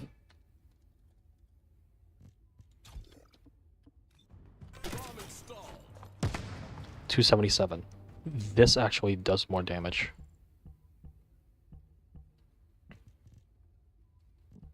Okay, noted. So, if this is going to be our build, we definitely need to do that. Man, I want to raise my Esiemo now. But, you know what? Before we get ahead of ourselves, let's change into Kyle, because Kyle received some changes, and I want to look at it.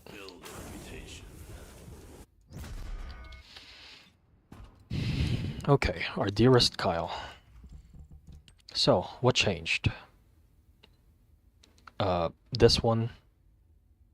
Magnetic force upon use.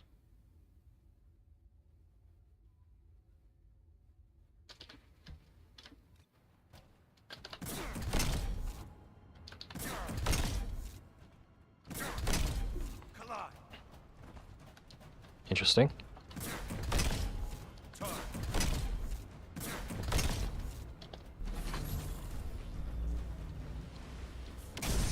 Ooh, wait. Wait.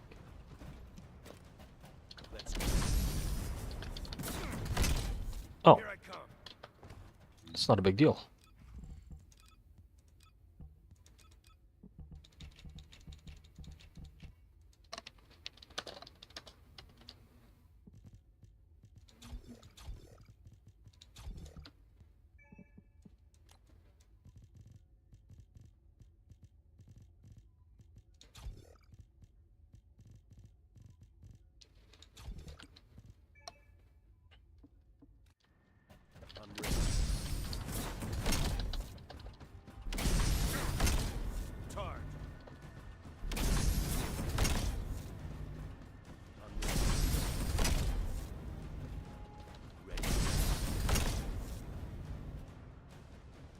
Okay.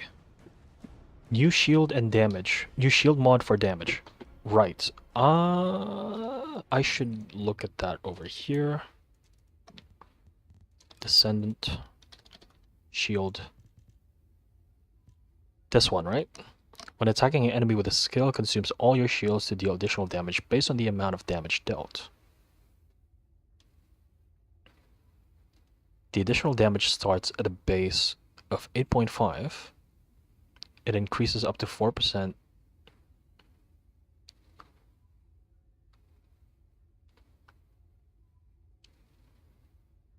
What? The wording on this is kind of confusing. Hard Executioner. We can farm for this. We can farm for that later. Definitely, to check it out. But yeah, these are the new mods right here. Where do you get this? Dead Bride?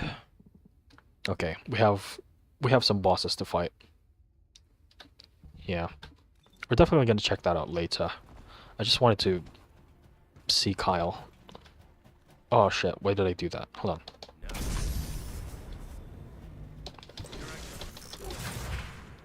Oh. What am I doing?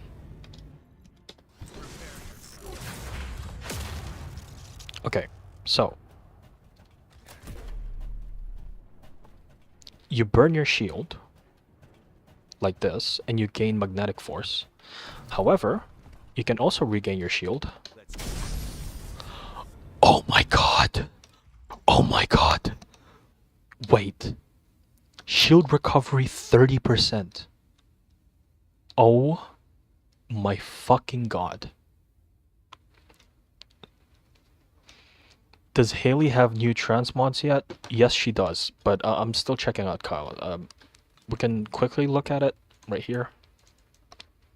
Haley. What? Did I? Oh, no, she doesn't. Not yet. That's gonna be on the October 10 update. Once Ultimate Freyna comes out, that's when Haley's also gonna get her her transmods. So it's not here yet, but she will get it. But anyway, 30% shields.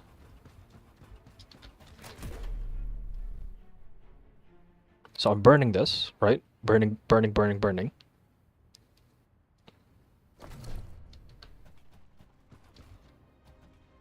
Why do I have shield recovery? What? What's happening?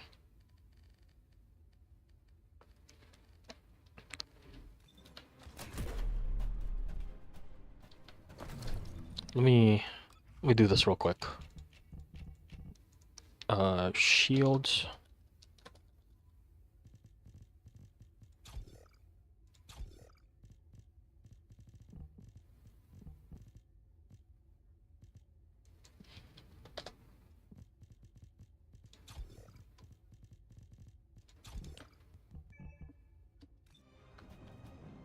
So look at how very little shield that I have, right? I activate my skill 3 once. Let's even get away from here. Oh my god. Hey, Kyle is looking like a W. Yeah. Because the main problem that Kyle was having, right, is the fact that he didn't have any way to gain his shields back. Once it's depleted, he's kind of relying on his passive, and that's about it. But now, okay, 1500 shield, 6000. I gained almost 5000 shield in just one activation. Holy shit, dude. Holy shit. Dude. And the fact that you can just gain magnetic force just by like dashing around, you're never gonna run out of magnetic force. So you can just continuously do this and gain your shields back. Holy fuck. This is absolutely massive. for anybody who hasn't, or for anybody who has invested into Kyle before, they're absolutely in the moon right now. Because this is absolutely huge. Wow.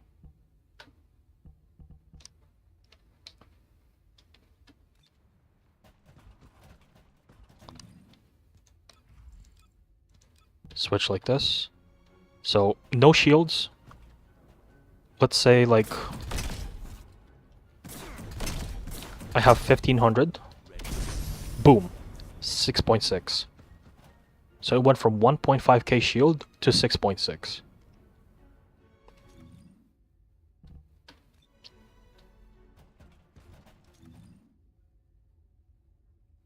God damn. Okay, well, Kyle is now literally unkillable. If you find yourself dying in gluttony, then here you go. Just play this guy.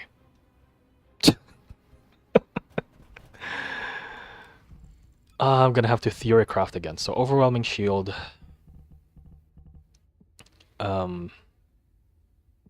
Increase HP, stim accelerant, shield conversion, nimble. No, I want one with multi-talented. So increase HP. No,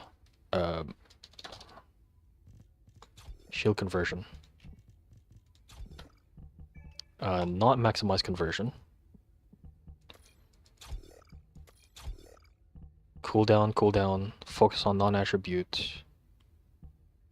He only needs one, doesn't he?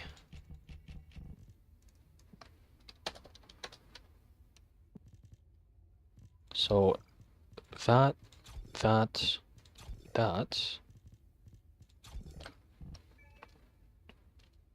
Oh, it's like 88%, which is kind of good enough.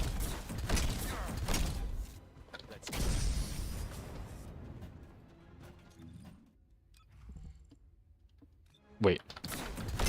I activated it when I didn't have the cooldown. Hold on.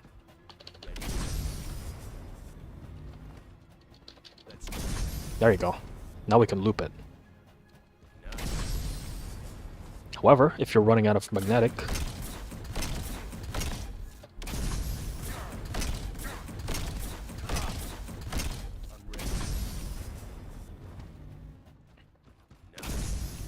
one, 2, 3, 4. 1, 2. Oh, I ran out. 3. Wow. Okay. Kyle is really looking good.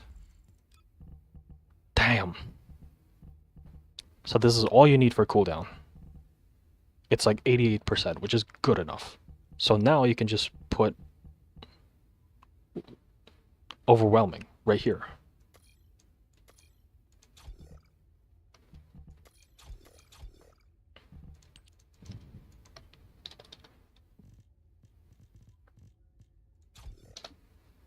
There's the build. Here's the build. This is all you need for Kyle to be unkillable. Wow.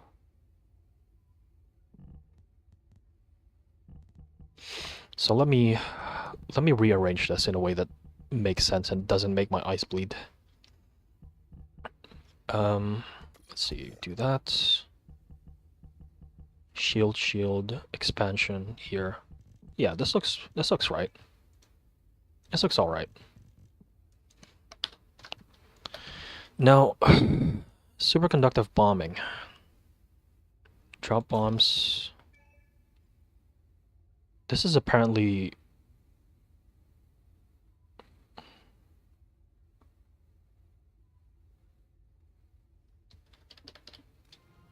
Hold on.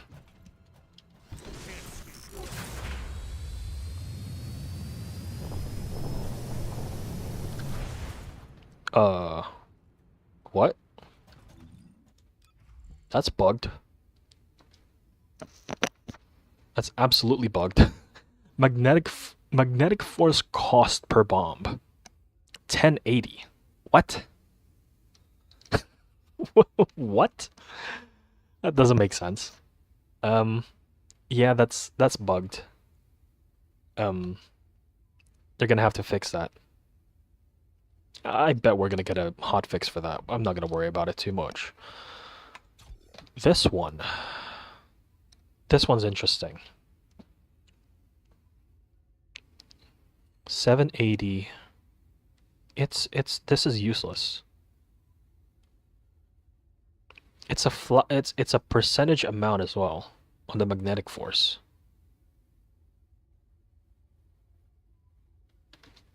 So this is useless right here. Let's go.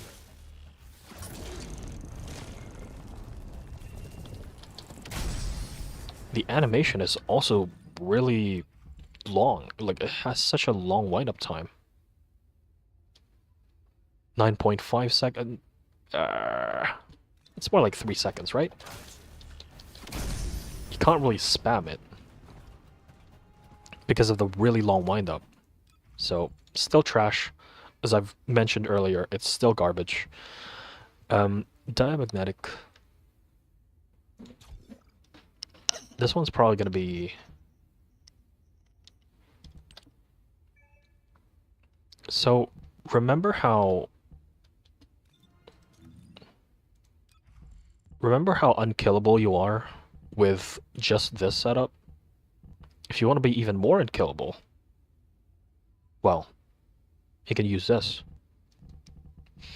And the reason why is because what you can do, especially against Colossus, like this mod right here is very, very, very good against like Gluttony or Devourer, because those bosses don't flinch and they have such a massive hitbox that you can just drag the shield across their body.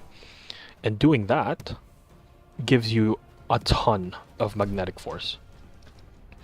And you can use that magnetic force to make yourself tankier by just activating that. But I guess it's not really necessary because Magnetic Spurt already gives you so much shield. So even this is like useless. So superconductive bombing is still terrible and it's bugged. Diamagnetic bulwark is not necessary. Self-directed eruption is still trash. This thing is literally nerfs you. So you don't... Kyle still doesn't have a good skill mod, unfortunately. However, his base kit, absolutely amazing. Absolutely amazing. Very happy about it. 47.7, that's whatever. So there you go. There are the buffs for every character. Freyna, I'm gonna have to try Freyna on a dungeon. I'll do it. I'll do it in a bit. Hold on.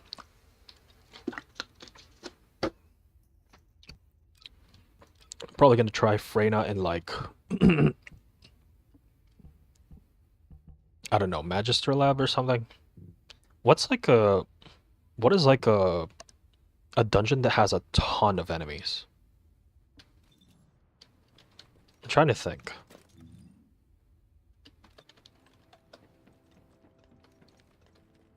Because I can definitely I definitely want to give it a try. Like, look at this.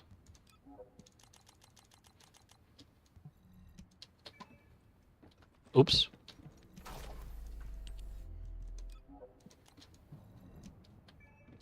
Look at this pack of enemies.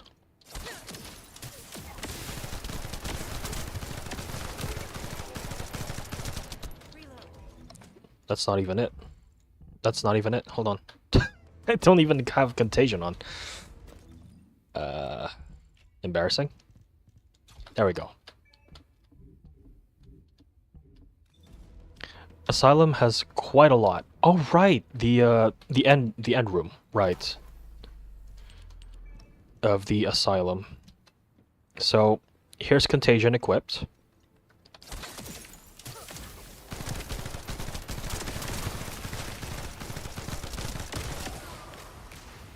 Why do I feel like it's not triggering as much?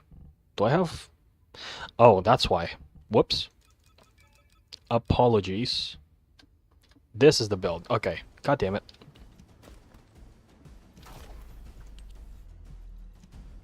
Now. Now it's a party. There we go.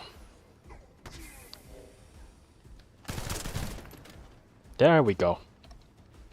So, yeah, Freyna, you know, I think the issue is that neurotoxin synthesis is an oversight. The way that they've changed this absolutely does not take into account the new what do you call it? The new mechanisms that they've put on Freyna. So, what they've done for Freyna is that they have created new individual damage profiles for every single skill that she has. So if you can look at Contagion links right here, it does what is it? Toxic reaction. For skill 4, it does Nightmare.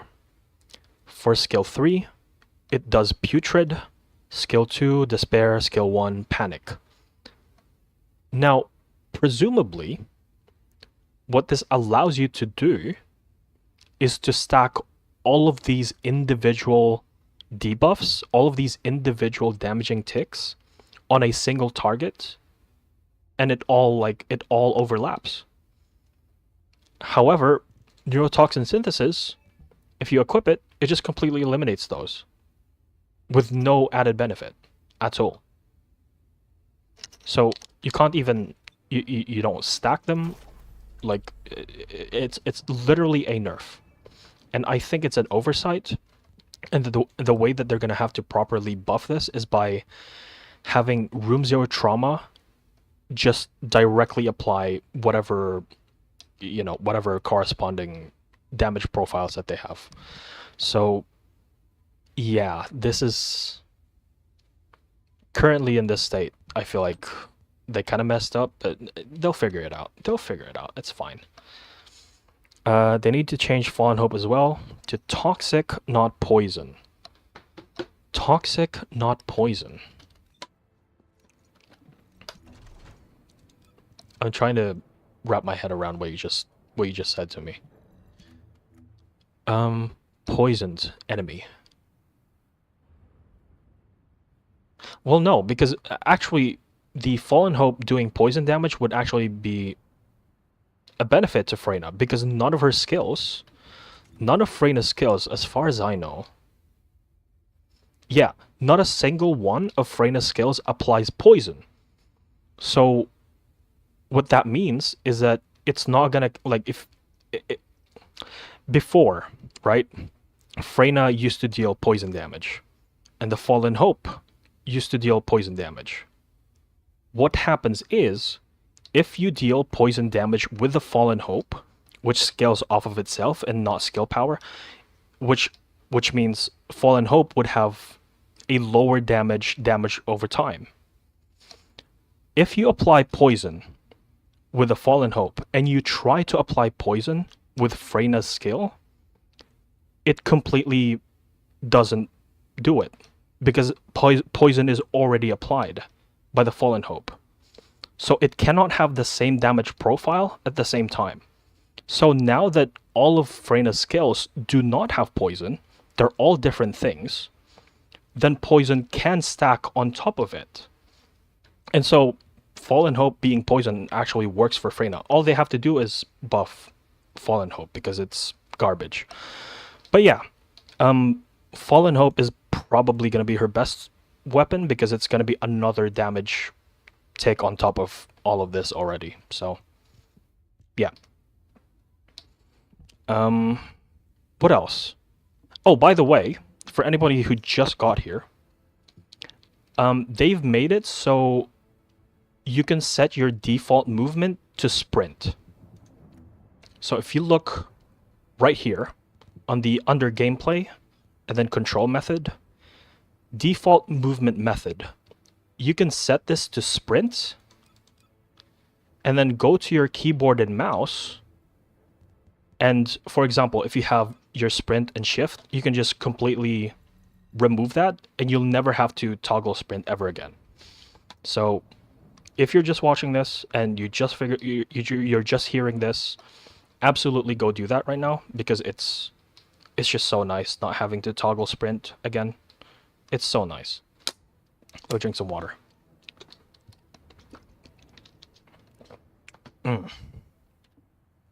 Okay, so anyway, what else did they mention?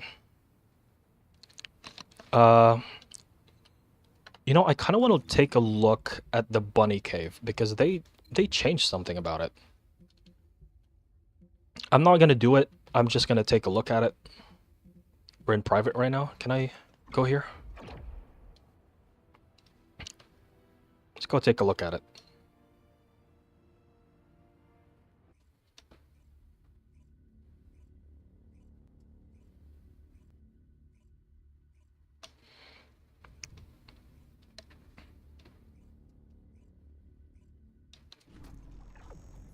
Bunny cave. Hold on. Boss. Yeah, I'm just gonna put toxic stimulation there. And this gives me speed, movement speed, right? It does, 30%.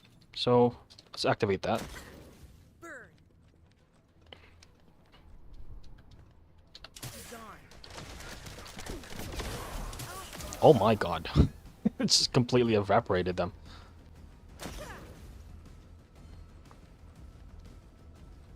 I'm so fast.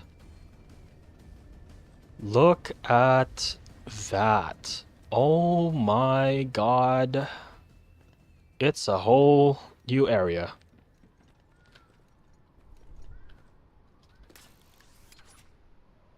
So what's probably going to happen here is they're going to end up... The enemies are probably going to end up spawning here, so...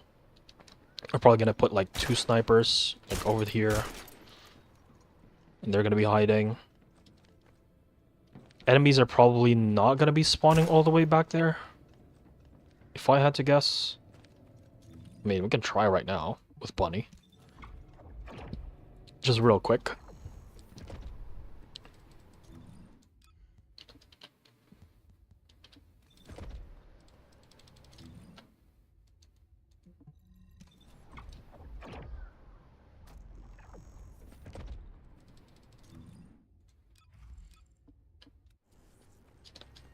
Ah, it's so nice not having to press the sprint toggle again.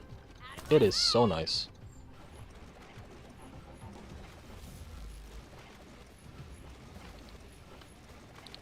Wait, that means I can rebind my dodge button to shift. That's a game changer. That is a game changer for me. So they spawn, where do they spawn? They spawn over here. There's a sniper over there. Sneaky. Oh my god. What they've done here is they put the pack right here and then put a sniper there. And then enemies are actually spawning right over here. Interesting.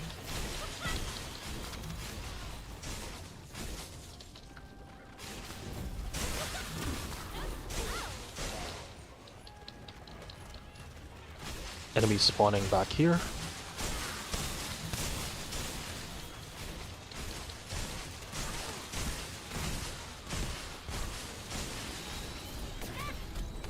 Ah. So they literally... What? What? Wait. Huh? Wait, the entire... Hold on. This entire area that they've created is to just spawn a sniper over there? What? What are they doing? Okay. Sure.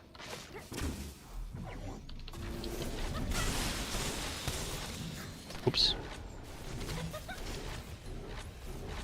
Look at it! It's just one sniper over here. Why? There's this whole entire open area.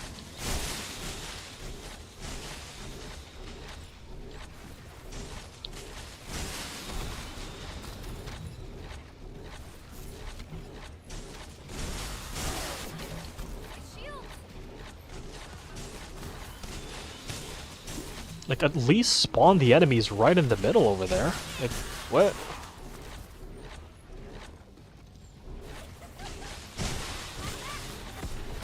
That's it? What? that is so nonsensical. This entire area over here that you can fight, take cover in, is to just... What? Unless there's gonna be like a mission right here, which I doubt it, but... Weird. Anyway, what else did they change? Sterile land... Oh, right. Some traps in some of the dungeons. The recommended stats for intercept battle, we've seen that. I'm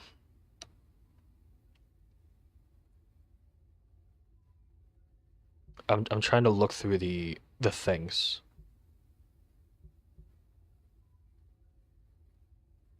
Oh, by the way, in one of the bug fixes that they've mentioned, if you are using the Kingsguard Lance, this mod right here doesn't work anymore, or is not bugged anymore, and so it doesn't work as good for this weapon anymore.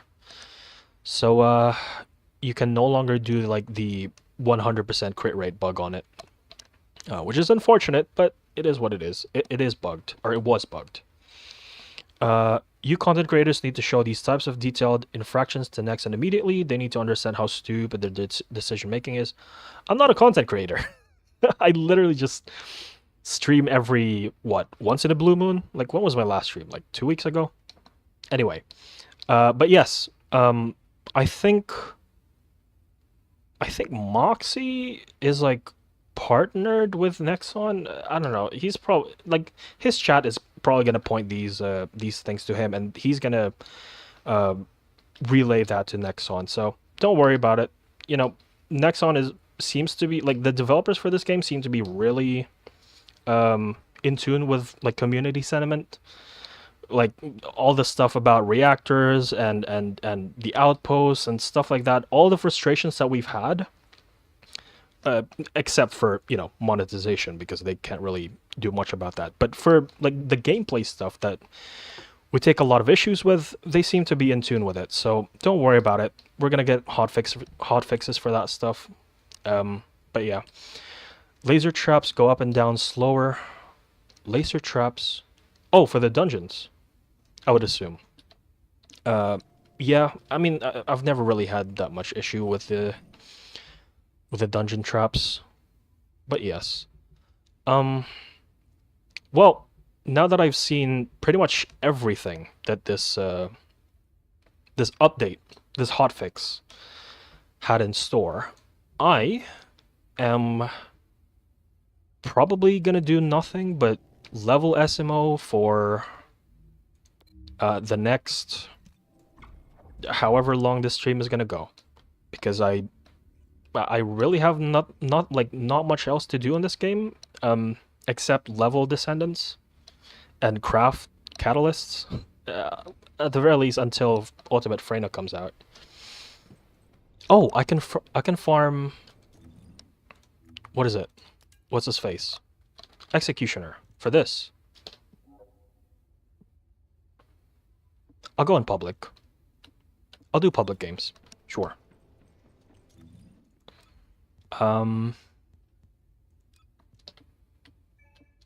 Yeah. Yeah. So are the invasions better? Are the invasions better? They're easier. But if you're asking if they're any less annoying to go through, I would say no. However, they are worth running because it does give you like 1,000,000 gold. like every run. So if you're short on gold and you really, really, really need gold, absolutely do invasion dungeons. Also, the amount of materials that drop, the Haley materials that drop from invasion dungeons are much higher. So before, if you get bronze, you get 1, you get silver, you get 2, you get gold, you get 3. Now, it's 3, 4, 5. So it's a lot better now for farming Haley.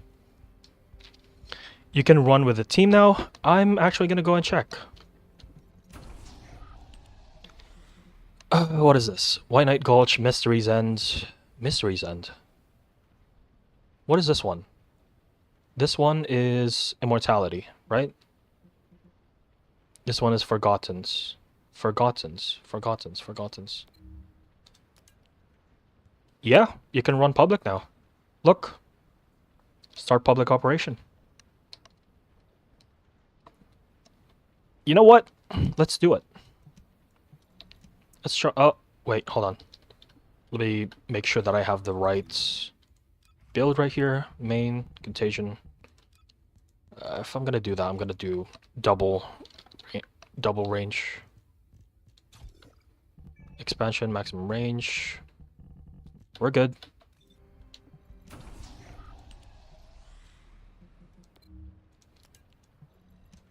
Let's see this. Let's see how terrible this is gonna be. I mean, this isn't really a puzzle invasion dungeon, so it should be fine, but for the other ones, it's probably gonna be a little more chaotic.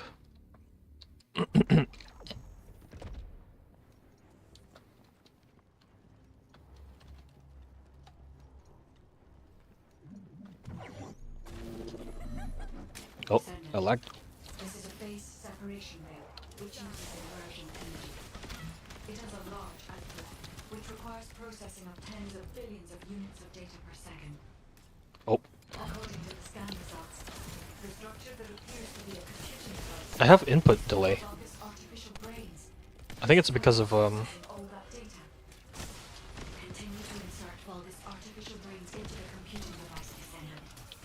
If you overload the device, the veil will be neutralized.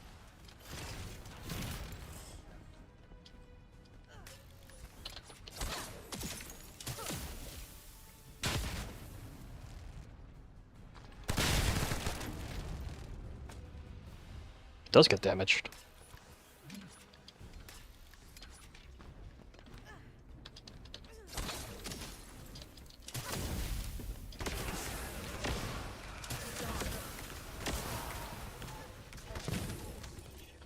So, the AMD FSR thing that they implemented for this game, that gave me like 20 FPS, it's giving me input delay. So be careful about that. Also, oh my god, Freyna. this is, yeah. Okay, Contagion Freyna, looking good.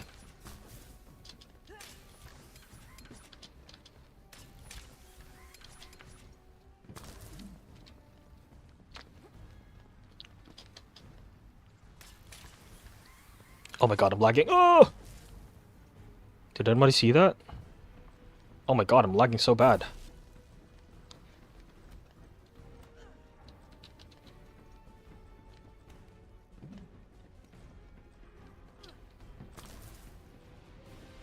So this is definitely, like, easier, quote unquote. The enemy commander is using the phase separation rail as a shield. If you overload the computing device, you can create an opening to attack the commander directly.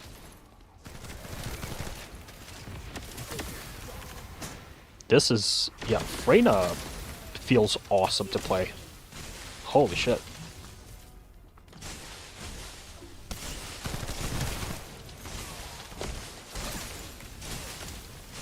Look how much AoE I have.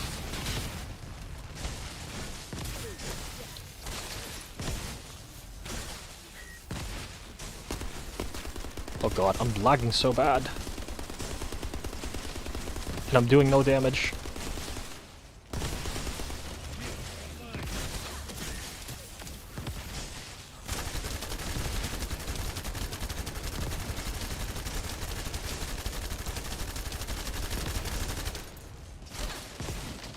Oh, that that thing went into the sky.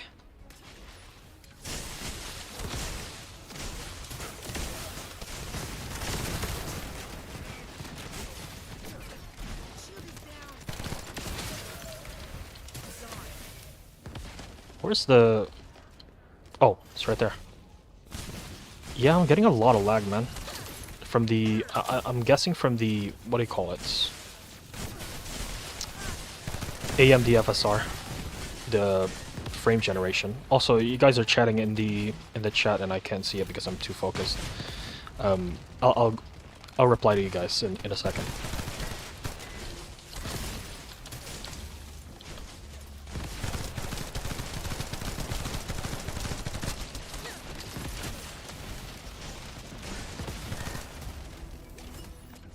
So yeah, that was definitely easy. What score did we get? I don't even know. We got something.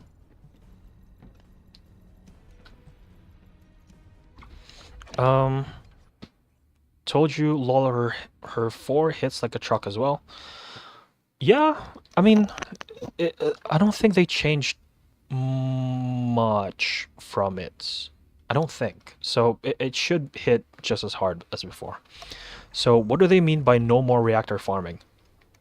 Let me see if I can pull up a thing here. Give me a second, please.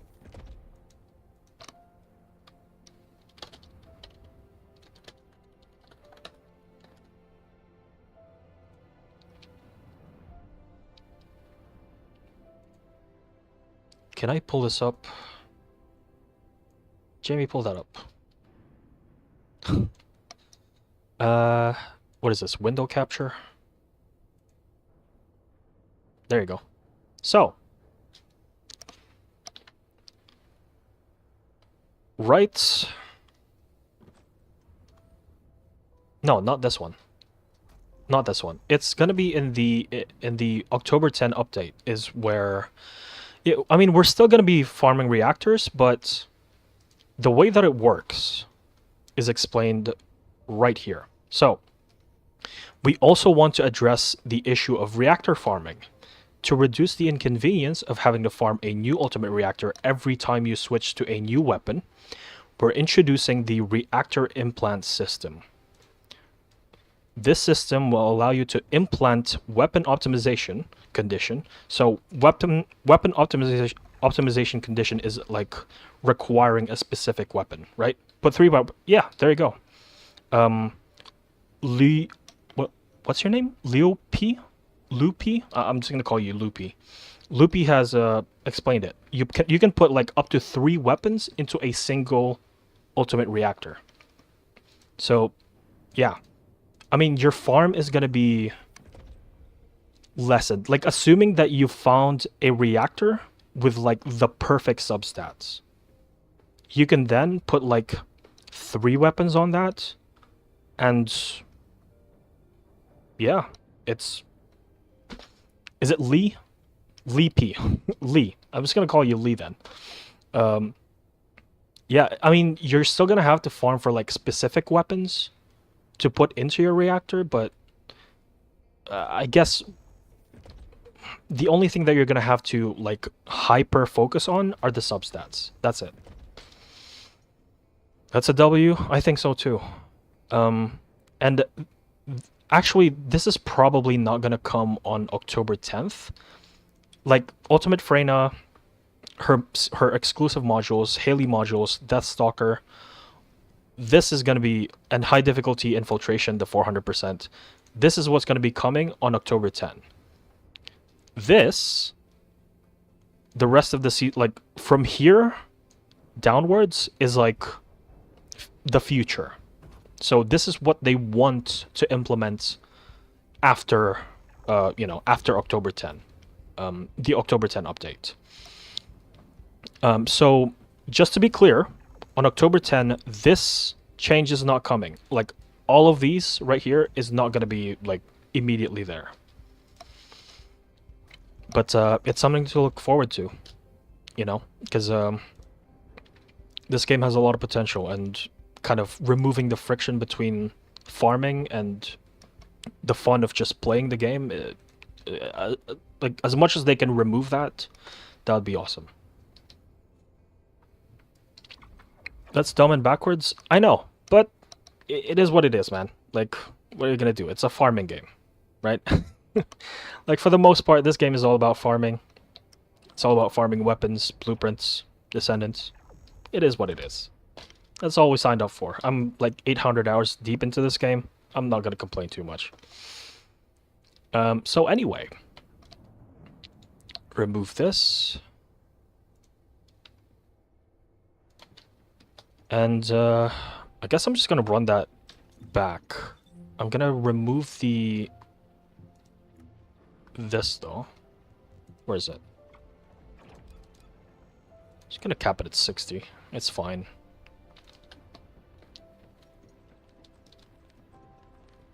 So hopefully I'm not gonna get as much lag with this.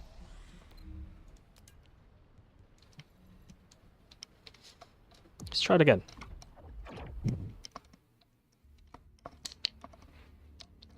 Did I even get Haley parts in the when I finished that last one? I don't remember. Excuse me. That's a Lepic.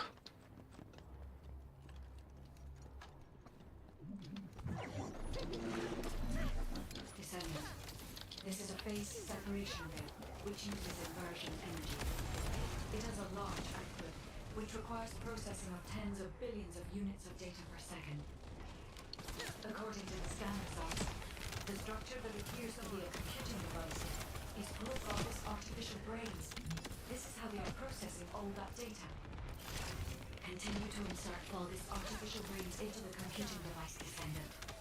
If you overload the device, the veil will be neutralized. Man, Freyna feels good.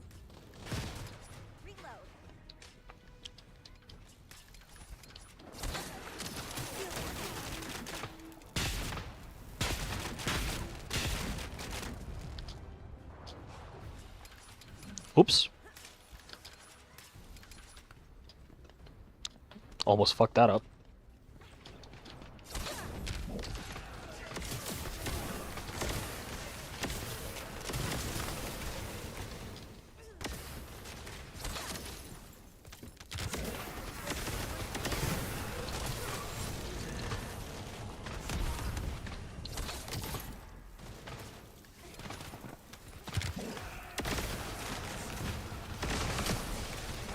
You know, this part is definitely faster. Like this, these in-between parts are definitely faster. But I feel like the boss fight takes just a little bit longer because of the scaling health. But at the very least, you're playing with people. It doesn't feel as lonely. I actually do not prefer playing solo that much. I play with people as much as I can, even if my teammates are subpar.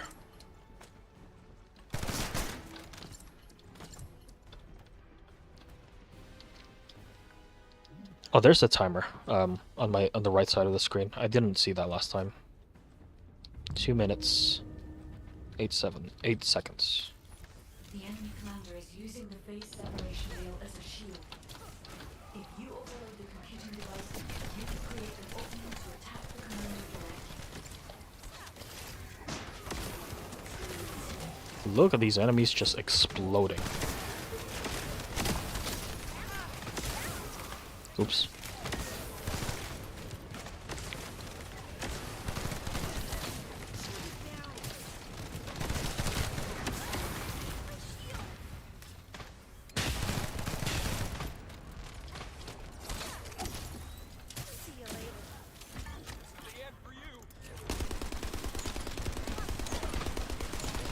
That's not me doing the damage, that's Lepic.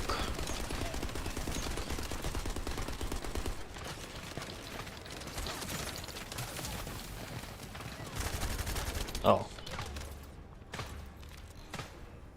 Well, we're gonna have to two-face this, it's fine. Why are you down again? What's happening?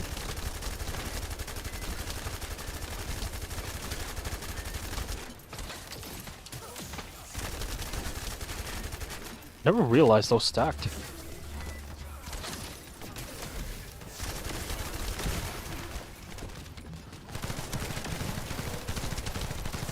These things.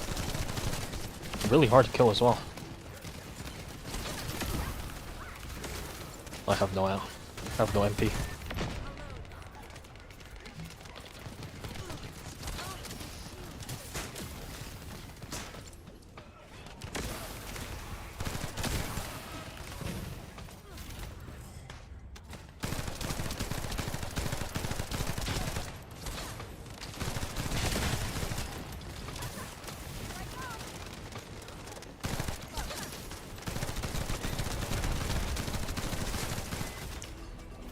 Dead, dead, dead, dead, dead.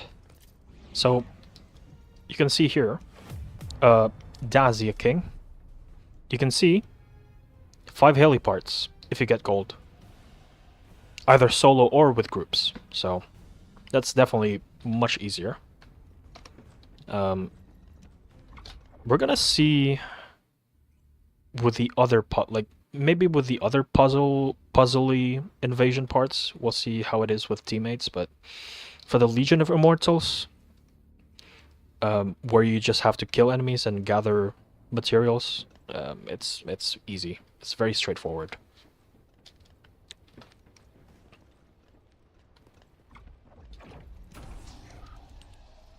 Let's see this one. Order of Truth, this is the drone one. 913, should be fine.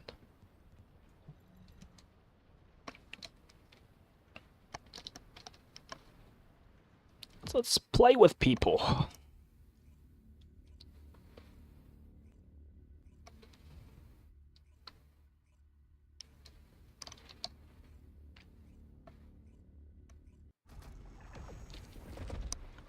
Oh, wait. These enemies are like resistant to poison. What am I doing? Oh well. There are ancestor drones which give off inversion energy and a container with unidentified RK stored in this Hopefully location. these guys don't troll us. The enemy aims to artificially combine these two forces to cause an inversion overload explosion. They have also blocked off the entry path to the Circle malignant tumors. 3. First, remove the tumor from the container to reveal the RQ stored inside. Finally, ancestors, they will have already identified the RK's properties. Just before the explosion happens, find the drone which matches the RK's properties and use it as cover. That drone seems to have similar technology to your inversion reinforcement device. If you have found the drone which has the correct RK properties, I can adjust the output to cancel out the blast energy. They're being careful. Descendant, the drone has been destroyed and the inversion energy emitter has been Nice. exposed. With this much output, you can remove the malignant tumor that is blocking the door.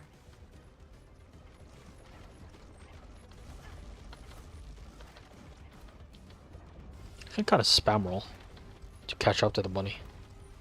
I should have used my venom synthesis instead, so I can have movement speed.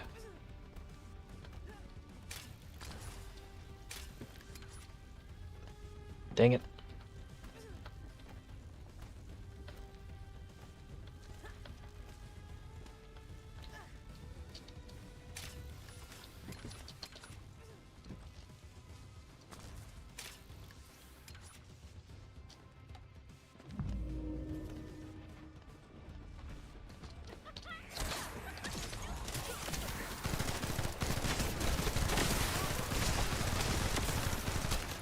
Three circle. 1x. 1x 3 circle.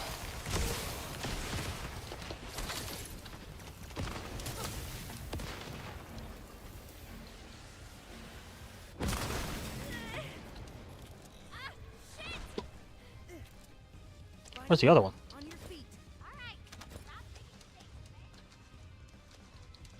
Oops.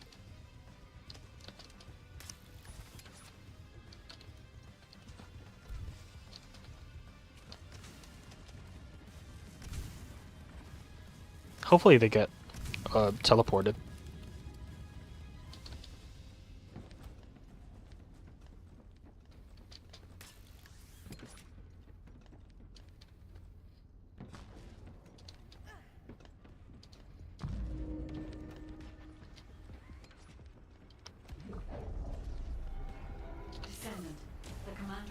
Order of Truth has malignant tumors throughout their body. We need the inversion energy emitter in 3 circle. sector drone.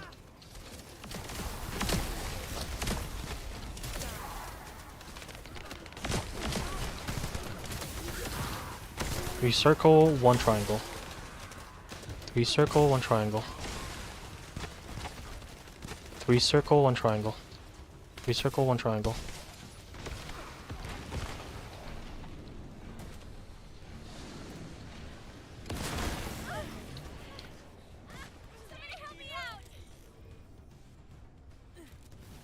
You know I have trust in you, right?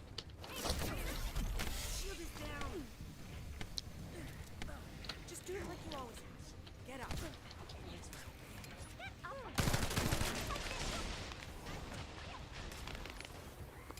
I guess that's one kind of negative thing about having co-op here.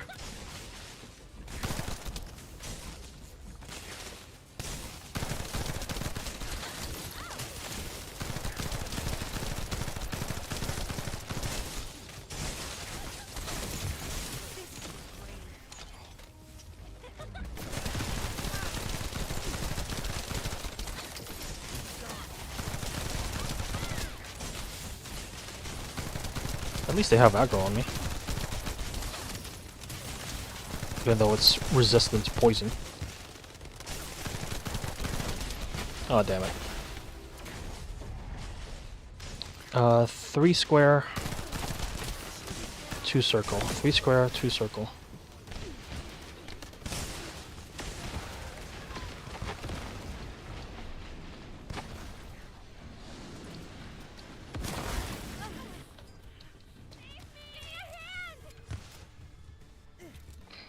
Bunny, on your feet. All right, stop making mistakes, okay? Bunny, come on. Thank you so much, Leopard. Good enough for you?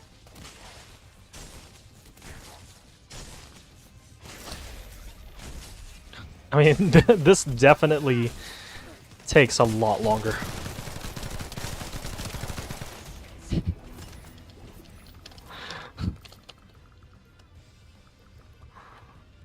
It's so much longer. Yeah, this one you might want to do solo instead. Because you can't really communicate very well, like which ones you're going to be opening. And people are going to go down, and that's going to take more time, and yeah. And the boss is going to scale in HP. Yeah. You're going to want to do that one solo. Anyways.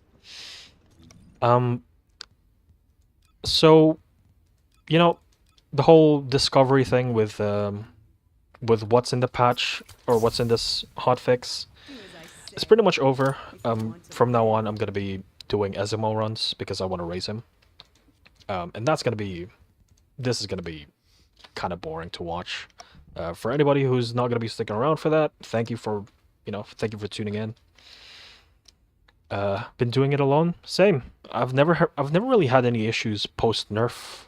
Like pre nerf, it was pretty alright, but post nerf, definitely okay. Either I take Bunny or I take Jaber. Either one, it's pretty good. But yeah, from now on, I'm gonna be just leveling Esiemo, putting catalysts into him, which is not gonna be terribly interesting. But yeah, thank you for watching, guys. Let's see. I put that there. I'm gonna put Spear and Shield here, because I can. So, focus on tech. If I had creative, I can have 90. I mean, it definitely has to go here. Maximize conservation. I feel like strong mentality is probably going to be the next thing here. Just put that there.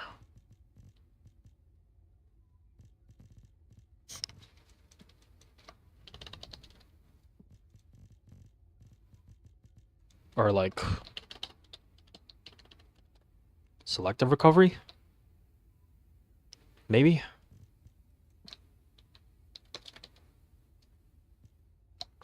That's 57. I wonder what the other one is.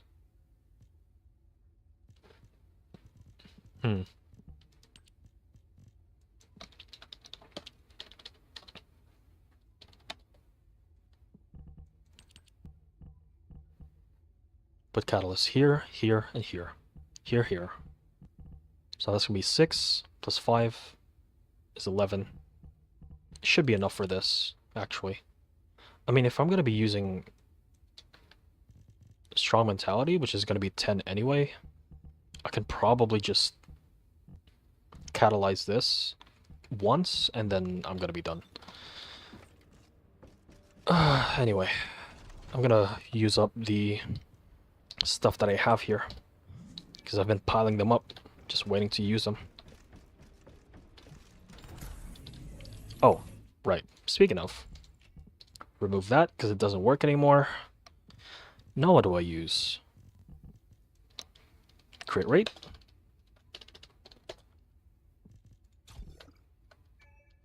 So that goes from 10 to 15. I mean, it's not bad. Sure. Sure. Let's go with that.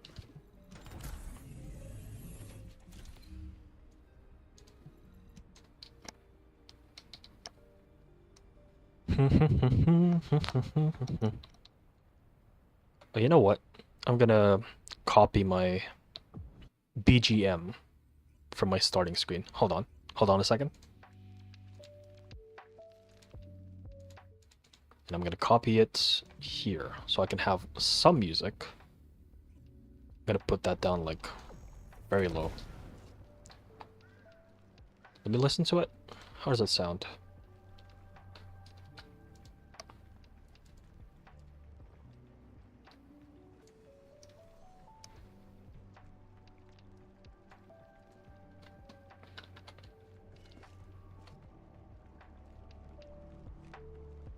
There you go.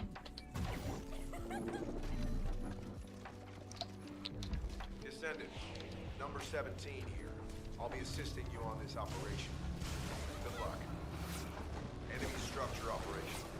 Initiating full-scale blocking operation.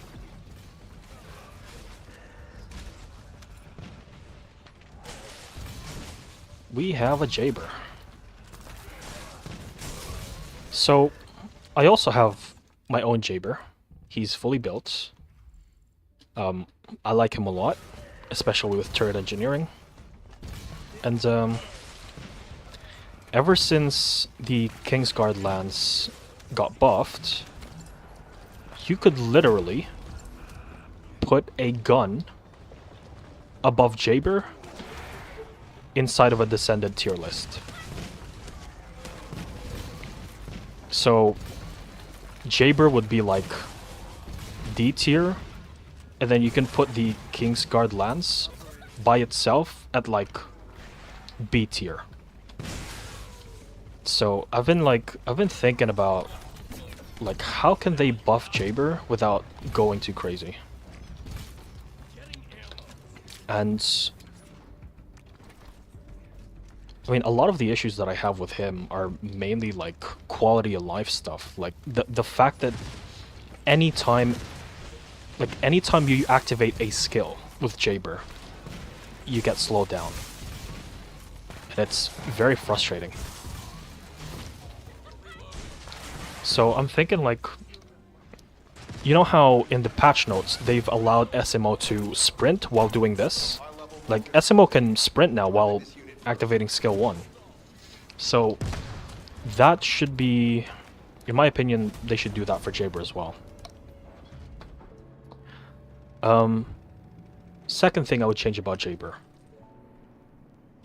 Just completely remove his gun, his skill 3 gun. I think it's terrible. It's terribly designed. Because instead of like...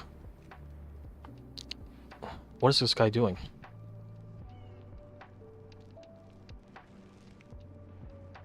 I'm not gonna fuck around with this guy. Fuck you.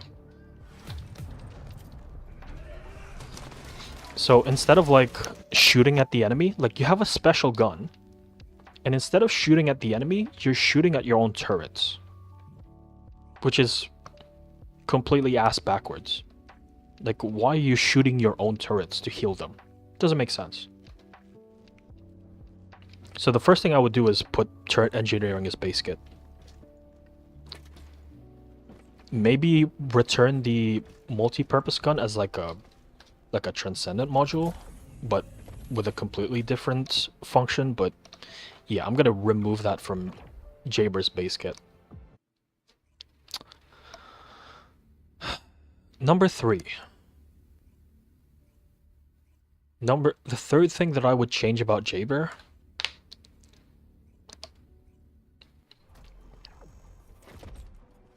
is probably...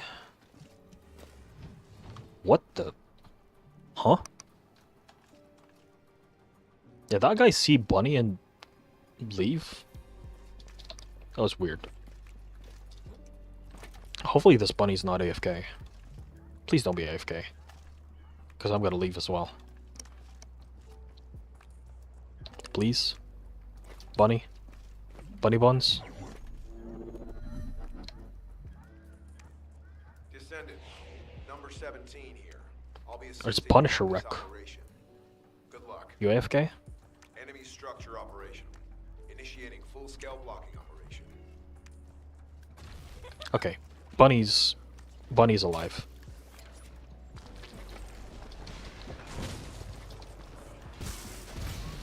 So, as I was saying, the third thing that I would change about Jaber is probably how overhaul functions. And I would make it so you would activate overhaul, or his skill 4, and then make it so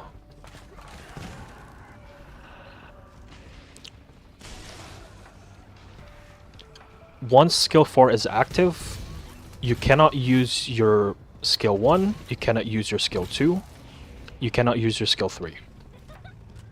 However,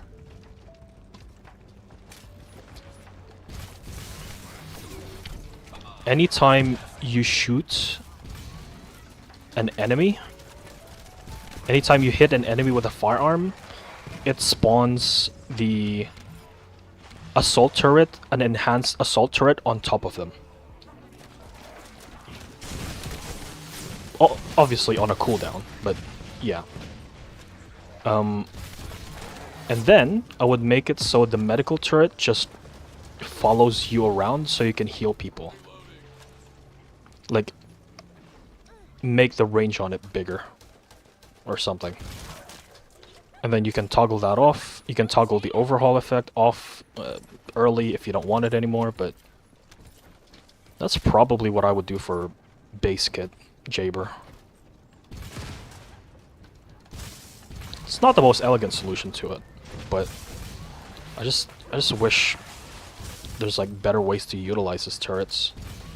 The way that he functions right now is just not it when Kingsguard Lance exists.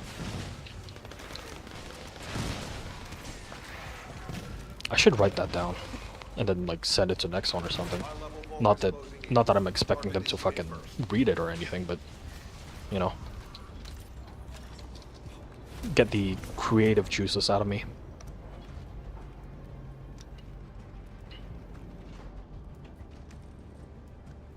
So then, attacking compulsion. What would I change then? Recommend elimination of all If I'm gonna change Jaber that way,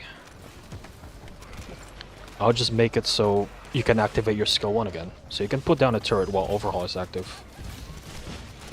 So you'd have 2 turrets. One you can place down, and then one that you can plop down anytime you attack an enemy with a firearm. For medical compulsion, I don't know. You can maybe like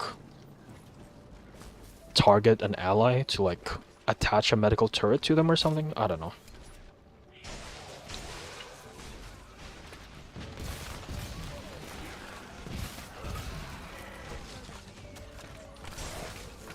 Something. Anything. Immediate purge code is probably fine. Maybe if you have immediate purge code, give like 100% skill cost reduction. So it kind of like play like a mage instead of a turret boy. I don't know, I'm just spitballing here.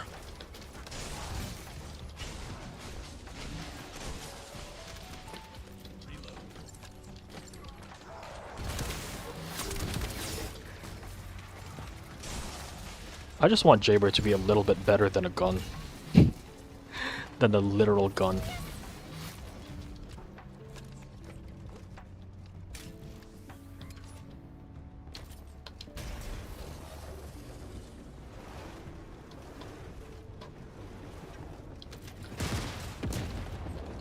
That is so laggy.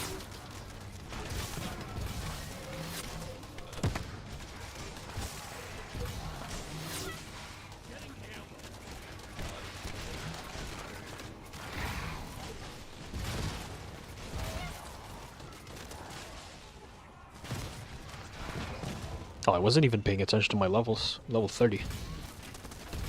High-level Vulgus closing in. Target this unit first.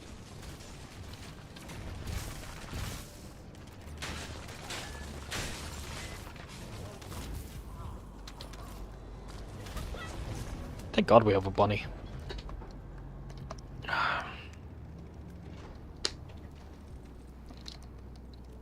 They're reinforcing Running your out of defense. water, running out of water, running out of water.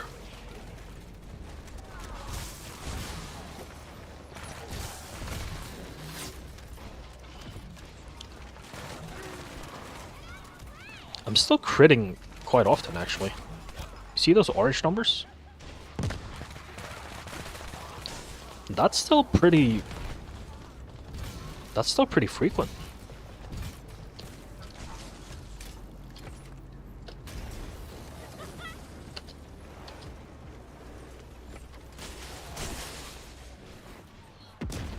That is so laggy. There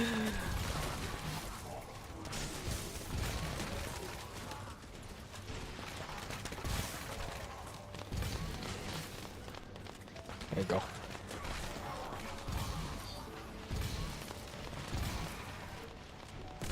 Ow.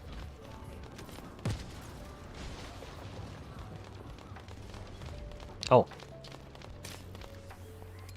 Our Sharon's already here.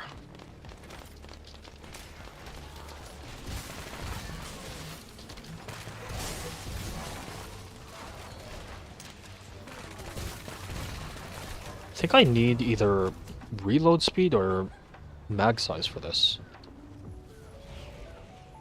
Having to reload every 2 placement is kind of annoying.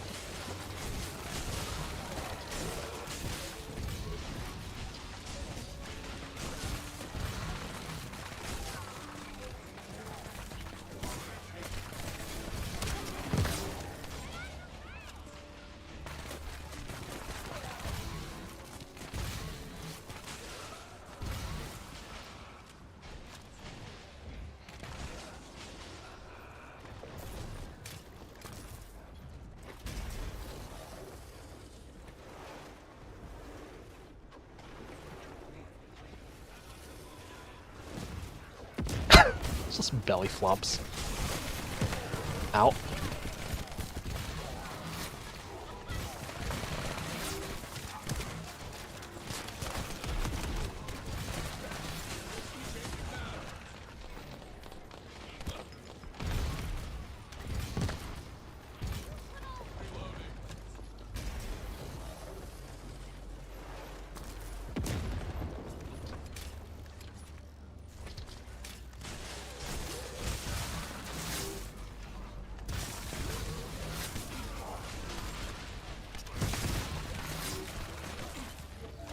Good.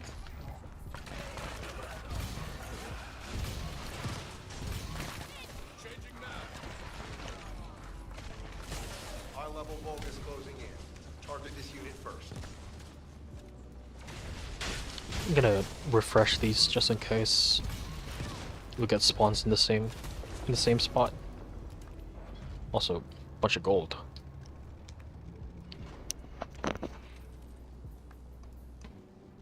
Vulgus warp energy Yep. surge confirmed. Looks like we'll be met with defensive forces. Oh, look at that. That was flying. Ow, ow, ow, ow. Stop it. Stop it.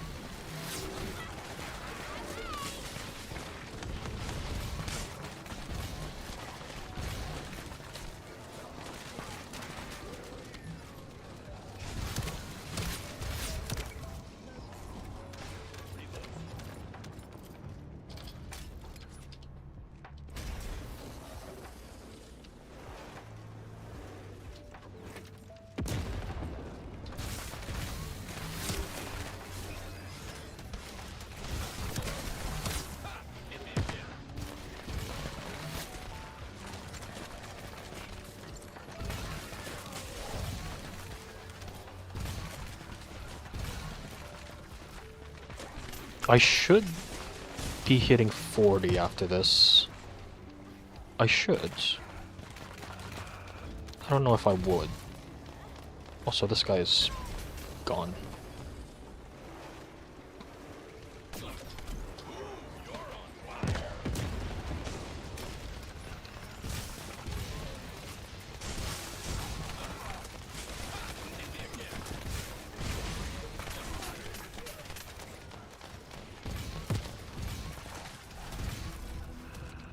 Come on, spawn over here. There we go. Lovely.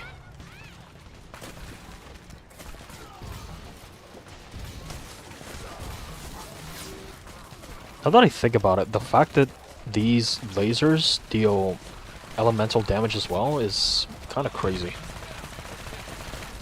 What the fuck is going on here? Oh my god. Like accumulating over there.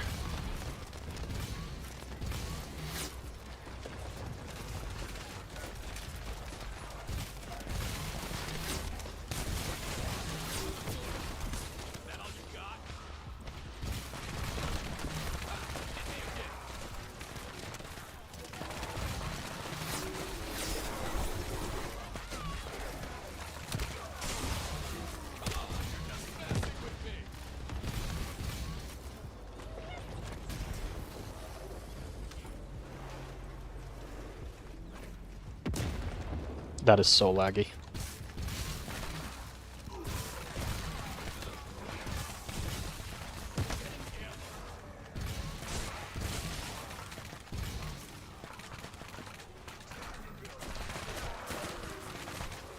Oh, I have no ammo. Whoops.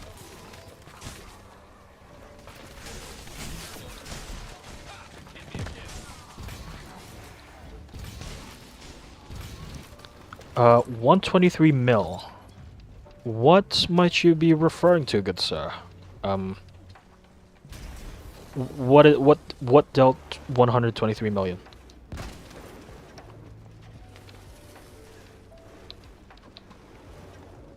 Because this guy sure as hell is not gonna be dealing 123 million.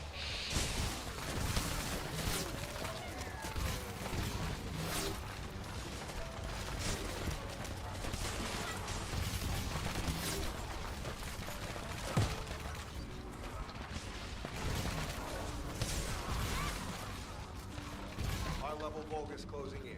Target this unit first. There's still enemies over there.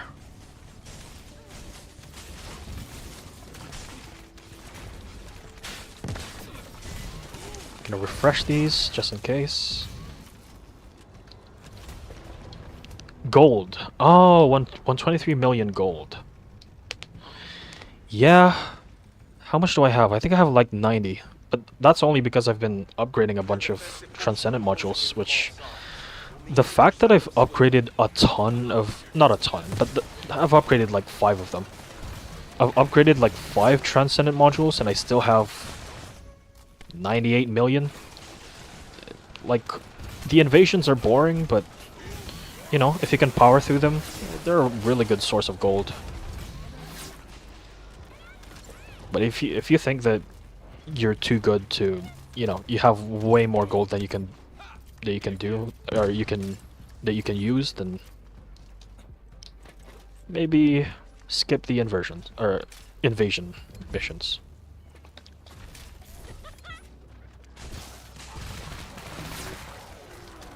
Because I mean, they are easier, but the fact that you still have to do them is kind of annoying.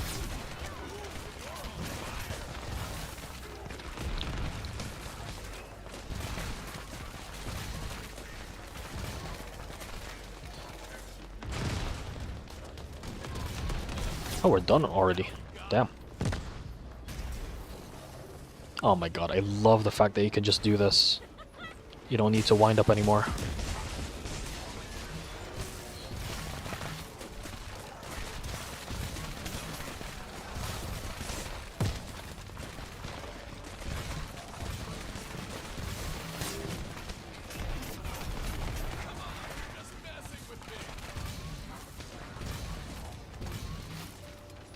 And we're done already. Oh wait, this is wave 9. Wonder how long are we... How long has this been?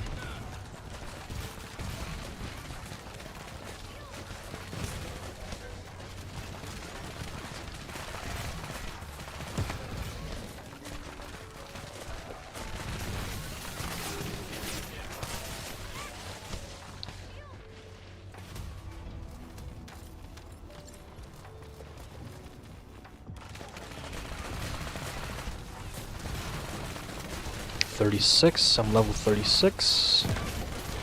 I should hit maybe 39 after this.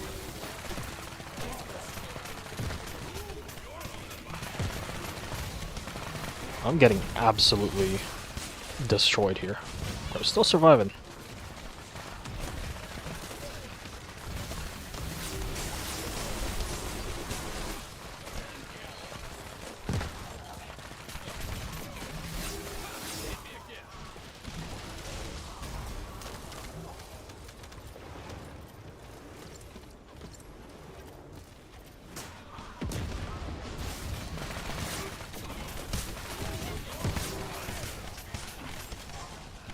I'm gonna put it right here.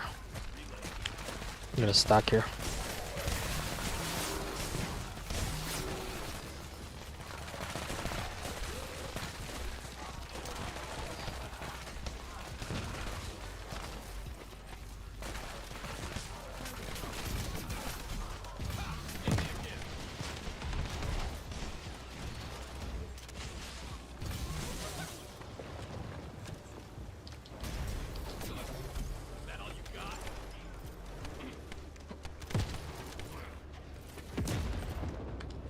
Oh.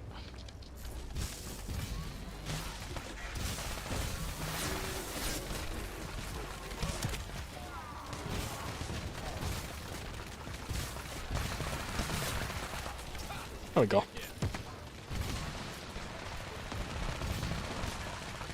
I cannot see. There's so many damage ticks happening.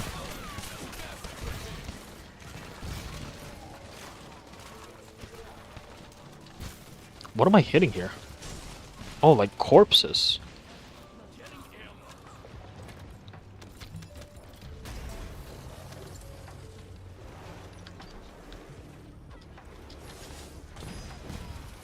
Boom, belly flop.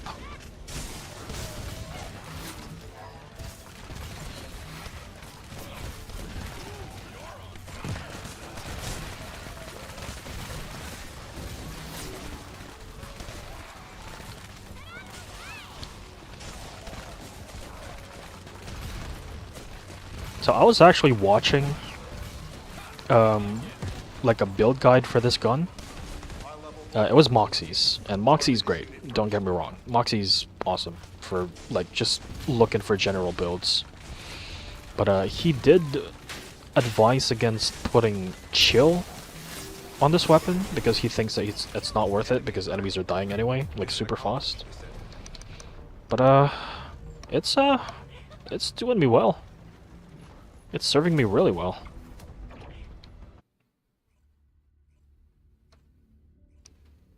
Especially when I like when I was still leveling Esiemo and I didn't have double HP modules, I was relying a lot on the frostbite procs from this gun to survive. So it's actually not too bad. Especially now that the damage is a little lower with the lethal finish not working on it anymore. Or not being bugged on it anymore. It's actually valuable. A lot more valuable. And I just need to level up once. Now let's just do Kyber Mine. I was gonna do like I was gonna leech off of like what do you call it?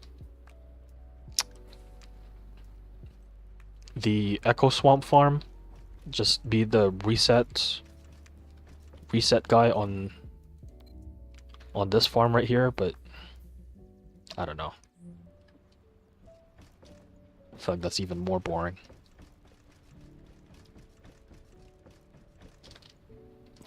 Just need to reset him once. What time is it? It's 6 AM. I haven't slept. What time did I wake up? I woke up at around 9 AM? I'm cooked. My brain is fried.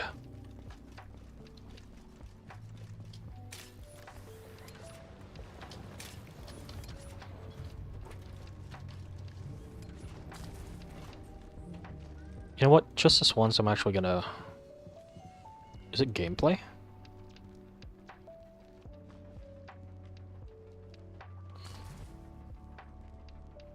Weapon damage Descendant,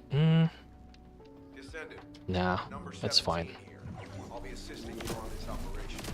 Good luck. Enemy structure operation. Initiating full-scale blocking operation.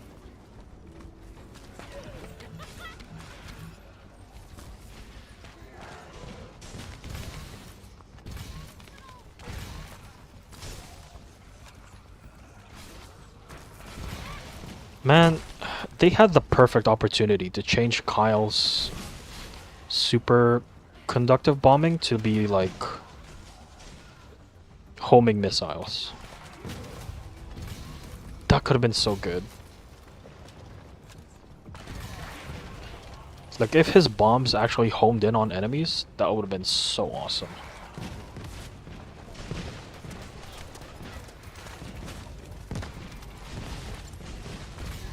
Especially for Colossi fights, the Colossus fights. They can just run around, like you fill up your bar, just fly around and have your missiles take care of dealing damage. That would have been so cool. High-level Vulgus closing in. Target But initiated alas, first. maybe one day.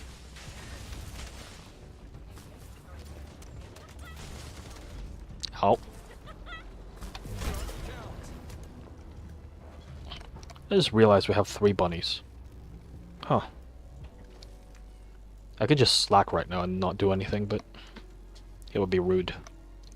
Multiple Vulgus forces detected. Where are they? Recommend elimination of all their defensive forces.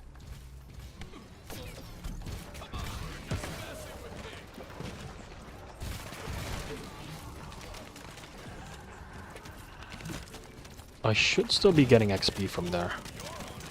Because XP range is about 150, I think. I should be alright.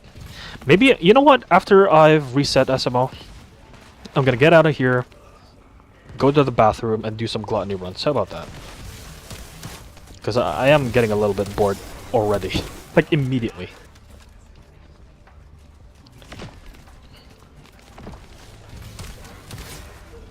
Where is my level up?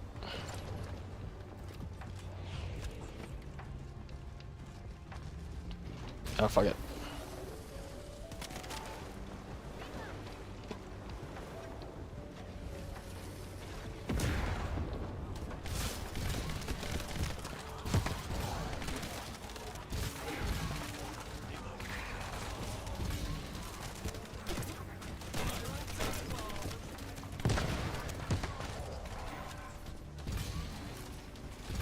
Okay, I'm level 40. After this wave, I'm gonna quit.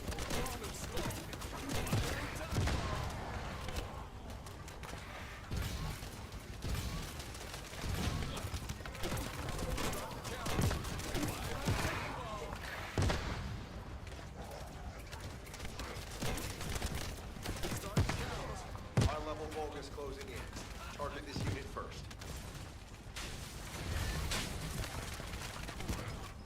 Yep. Let's do some gluttony runs. Okay? Let's do the thing. They're reinforcing their defense. We need to eliminate them. I'm gonna go bathroom real quick. I'll be right back. Let's see this. What is this? Bathroom break.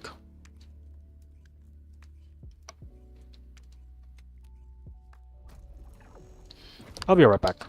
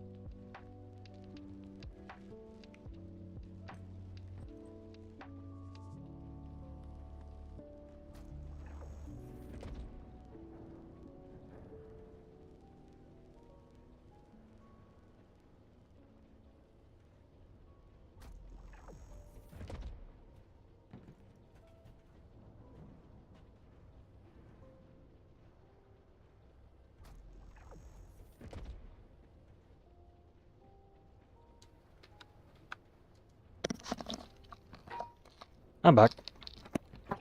Alright, time for some Tony runs.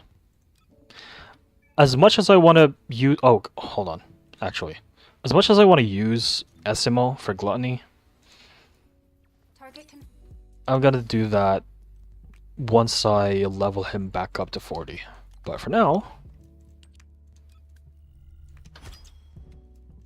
There you go. Put strong mentality over there. Yeah. Yeah. Almost full build.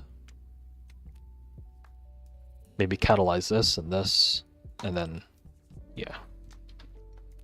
Any but.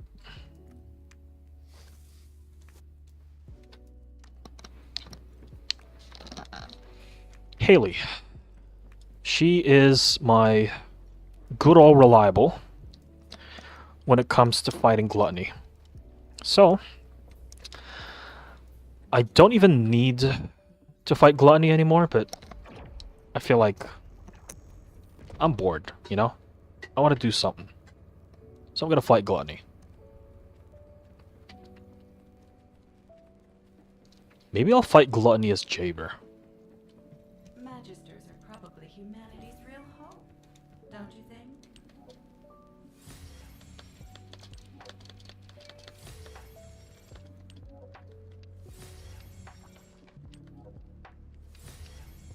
Since Gluttony is getting nerfed, also, see, I can just make 5 copies of Peacemaker. I'm free from the gluttony mines, and I can just challenge it for fun. Now what do you want? Go on, I'm waiting. Can I put tracking on this? There you go. So, I can just fight gluttony for fun right now. I'm gonna switch to Jaber right here. Oops. There you go. Let's fight gluttony.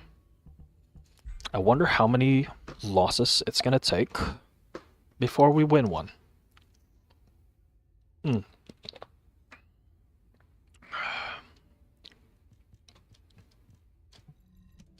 Let's do it.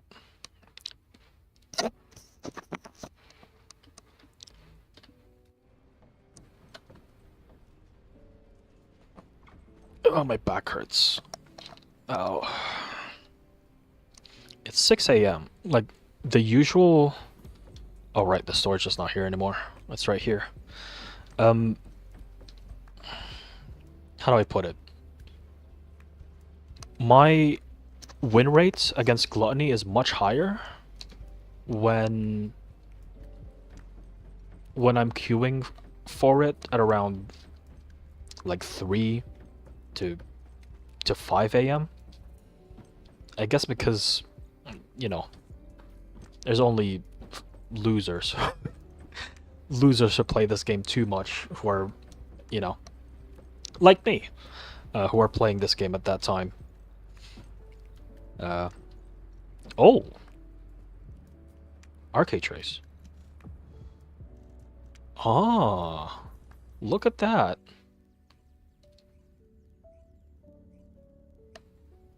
So that's how you replay cinematics, by the way, if you're curious.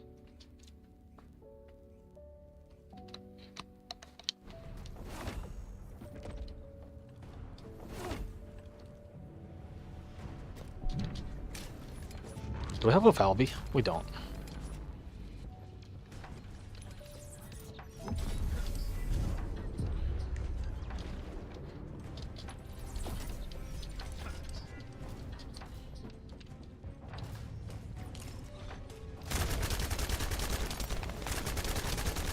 Oops.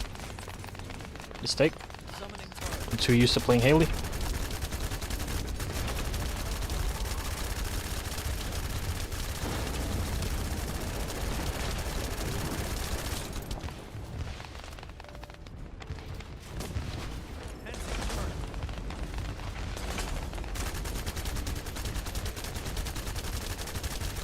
Oh, nobody's cooling him. Oh.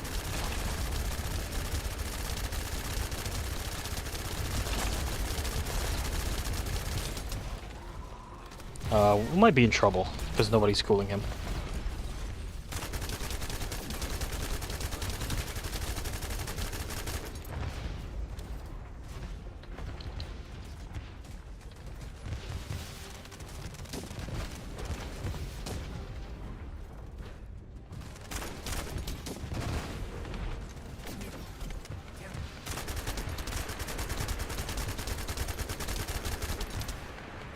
Oops.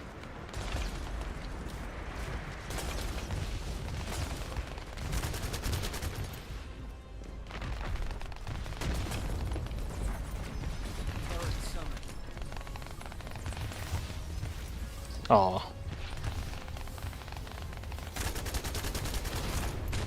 Well, that's a death. Because we don't have any Valby. And nobody was cooling before the thing. It's fine.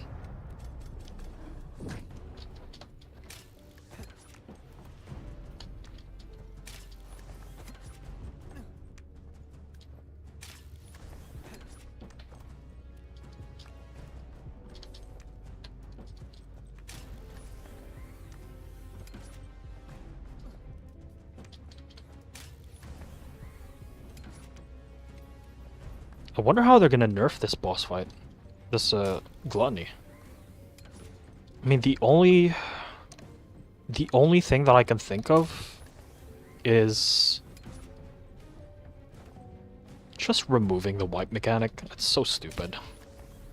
It's so dumb. You're delegating one guy to not have fun in the fight so they can just shoot ice balls all day.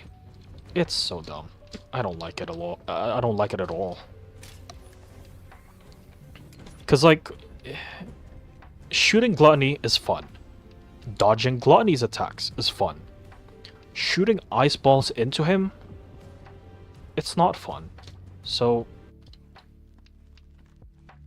just remove that. I really don't like it at all.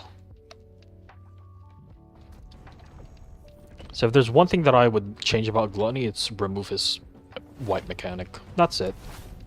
Don't make him deal less damage. You know, don't make him slower. Just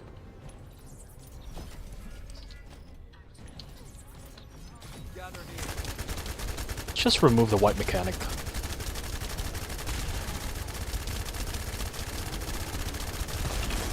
And nobody's cooling him again.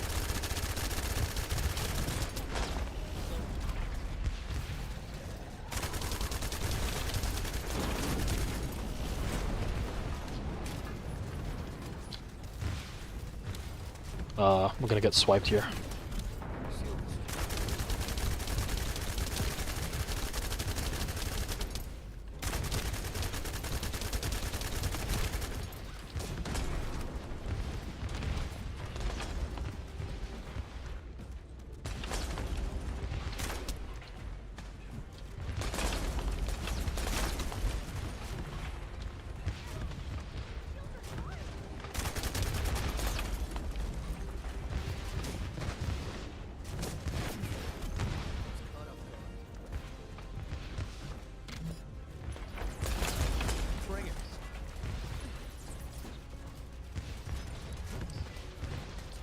Who is that?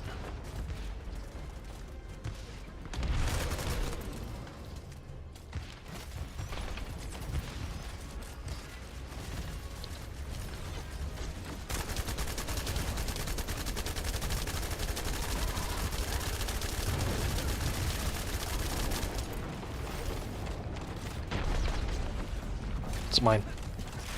Go, go, go, go. Deal damage to him. 2, 3, 4. Good.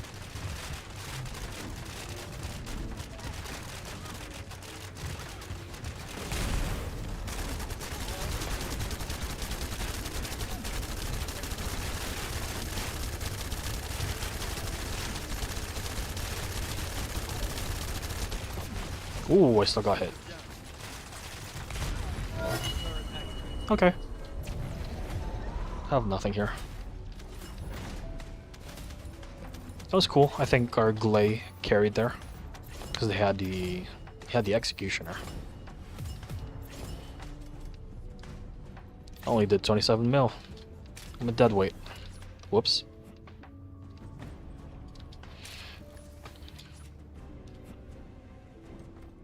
I mean, at least I grappled. That's valuable, right?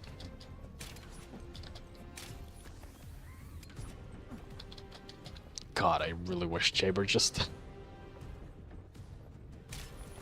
I wish Jaber was better.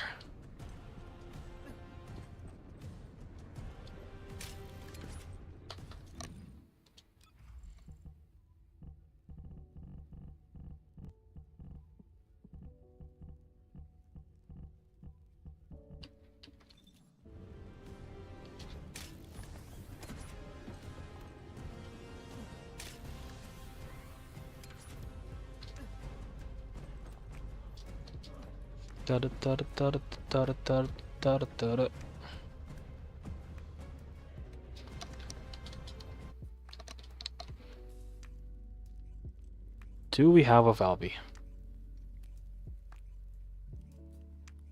I need to know so I can put down the turret. We do not. You know what? How about I do the cooling? What if it was me who did it?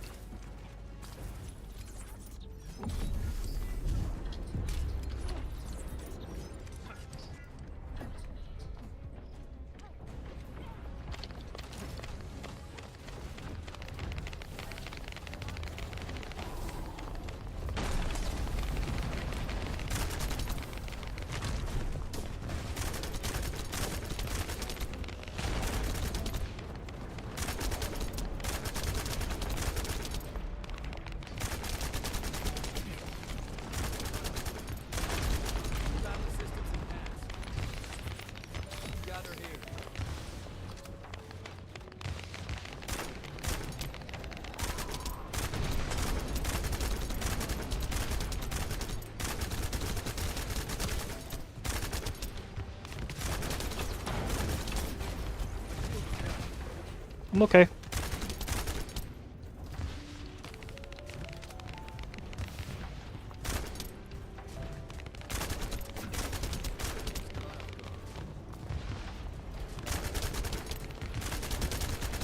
Oh shit.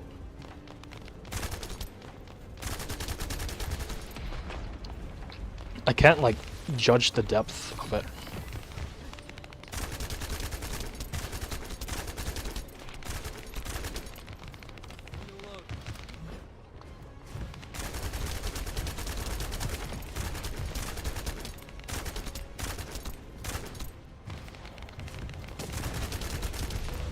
There you go.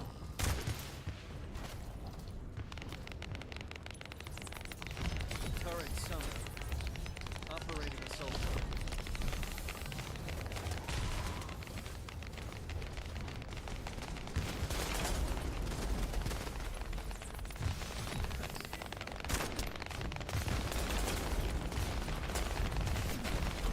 Shields up. Fine. Oh, they enraged it already. Wait.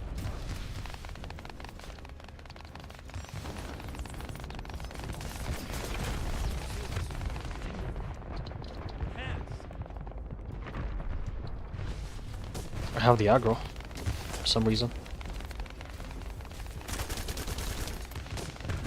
Oh, okay.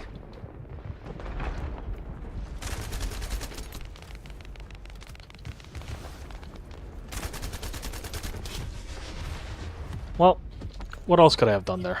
I was cooling it. Nobody was grappling, I'm assuming. Everybody's way too busy doing damage. It happens.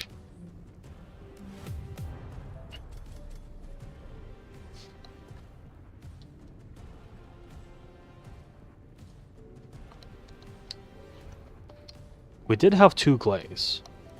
And the most likely thing that happened there is they were just too busy shooting at kneecaps and not doing grapples. We also had a bunny. Hmm.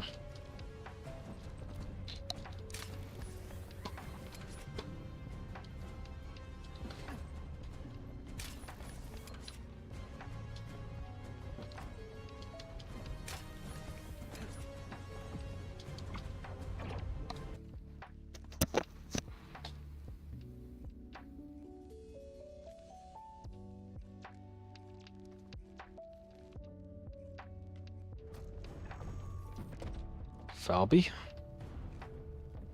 Huh.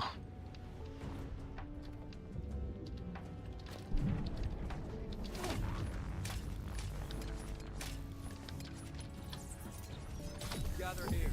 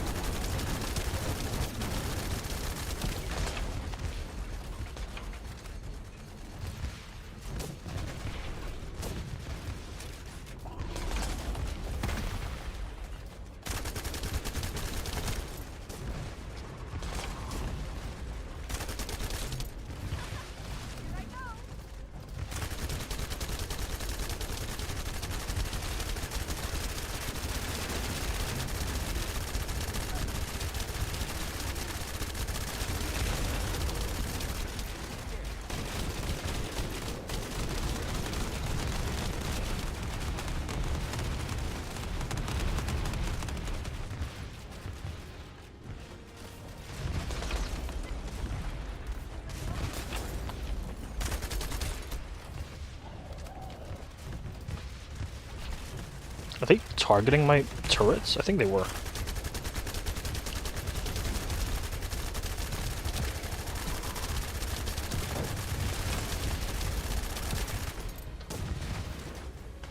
Oh, nice start. Nice one, rather.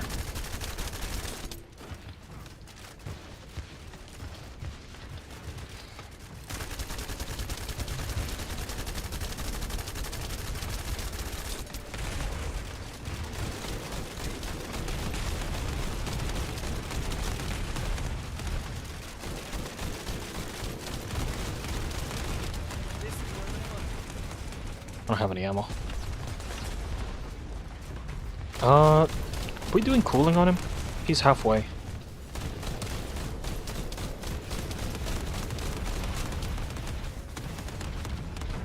Doesn't seem like we're cooling him.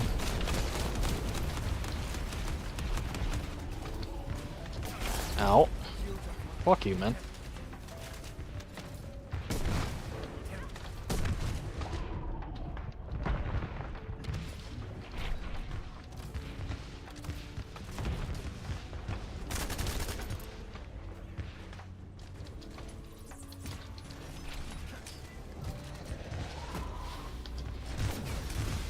Really?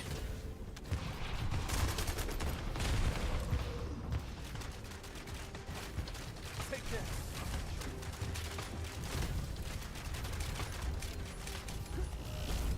We're good.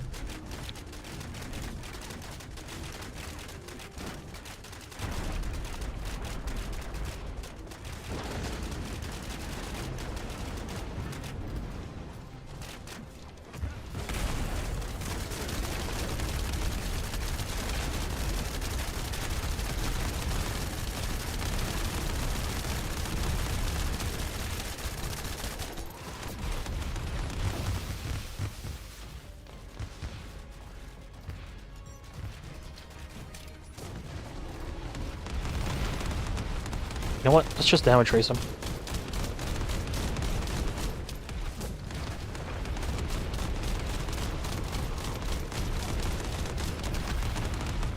Damage race him. Yeah, we're good. We're good. We're good. We're good. Nice.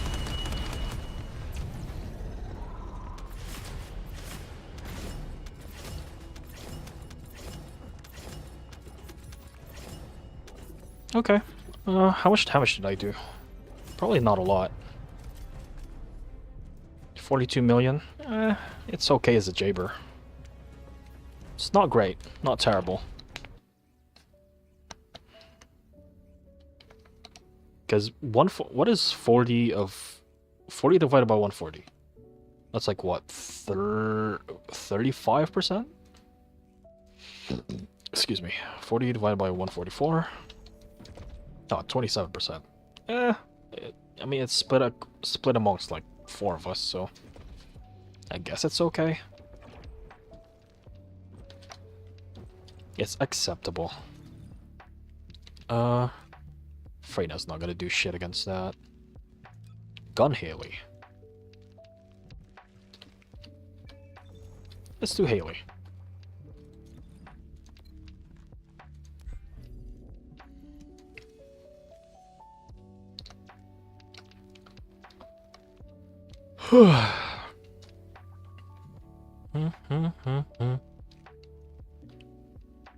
Da, da, da, da, da, da, da. Man, what do I have left? This is done, Python's done, Executor's done, I think. Yeah. Perforator is done. I think Clairvoyance, right? Clairvoyance. Restored Relic is done. Blue Beetle. I have to farm Blue Beetle on Smithereens. After that...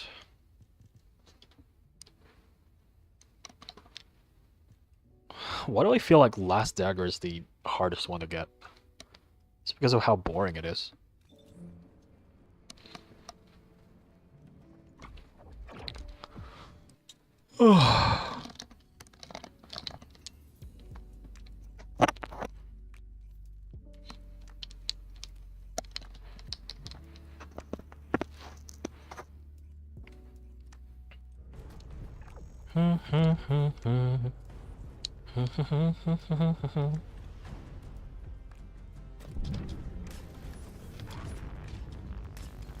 Have a bunny, which is concerning.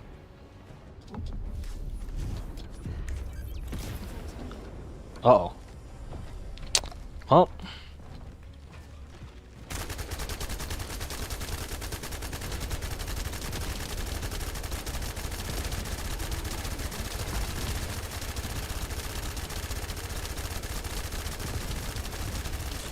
Oh, come on, man.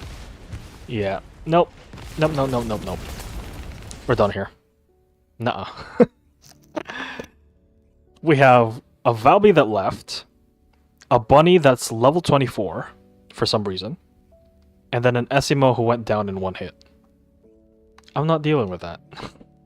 Just leave.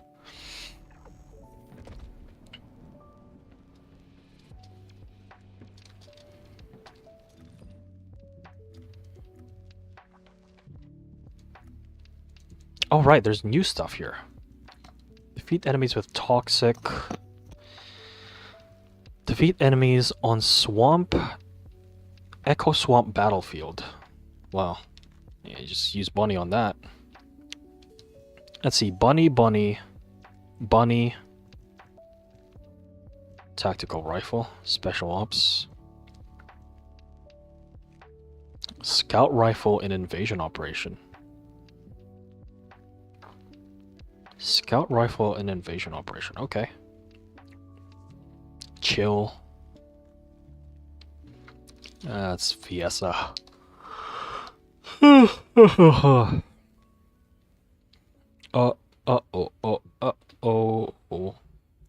Why do you have to go? Oh. Wait, how many is that? 5, 5, 5. So 15 out of that. 15 plus 28. It's like 53? I can't math.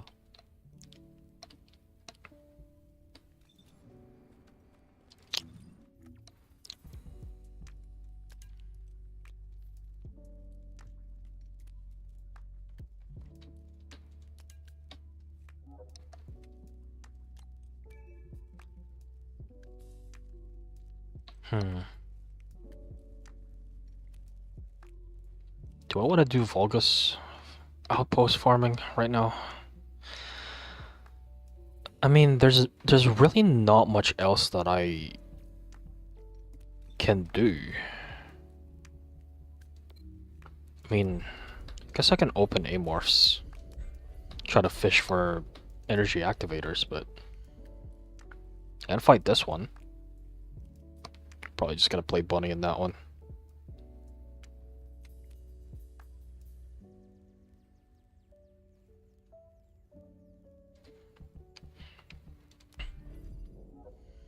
Biolab.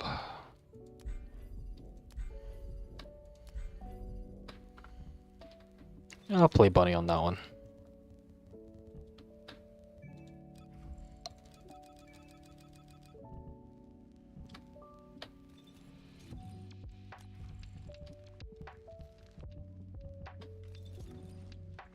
Let's fight Obstructor.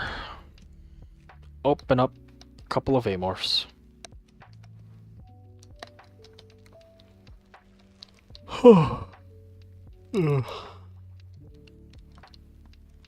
I'm definitely fading.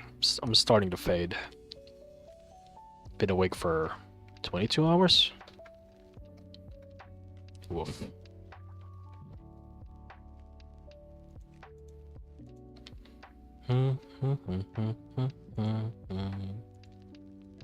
Da da da da da da da.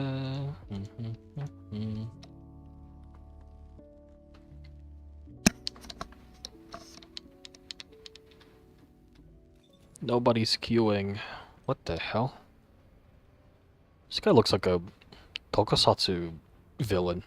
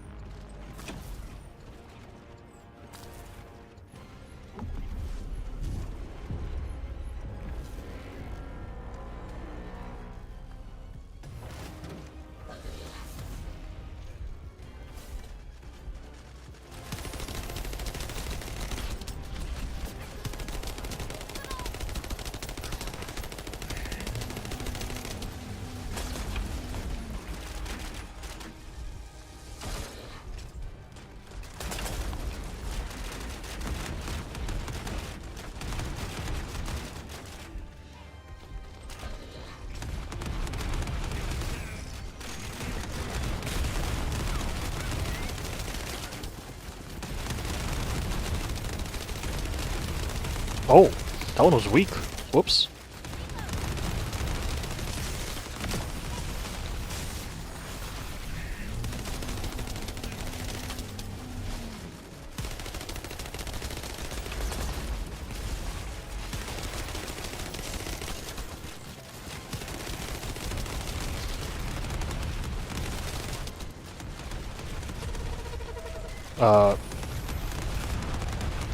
Guys?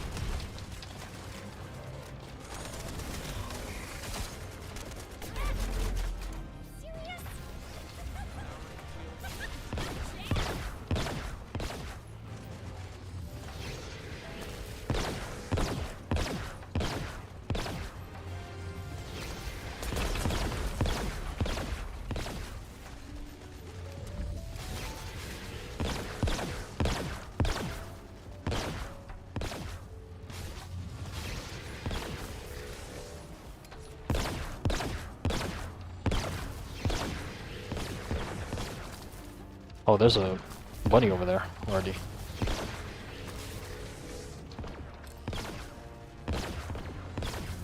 They're doing really good damage to it.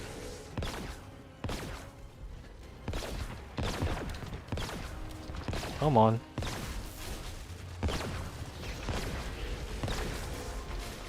Okay, ran out.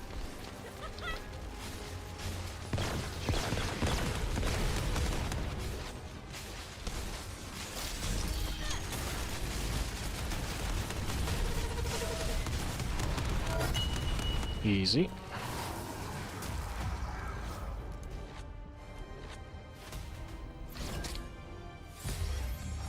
Nope.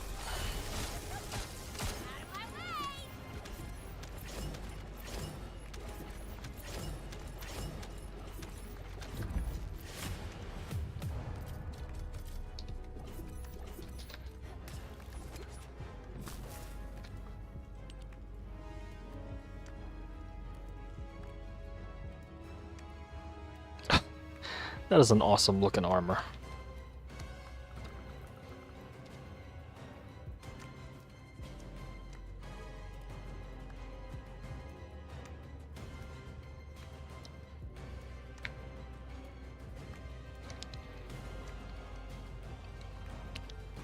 Oh, that's a PlayStation guy.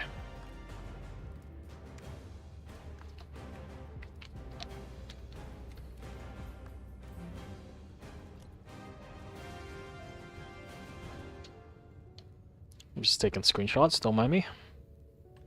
Oh.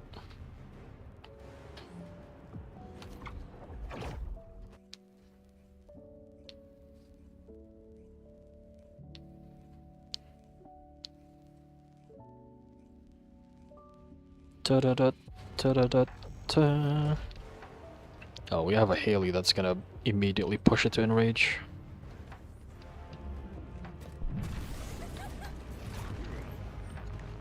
Oh, it's the same.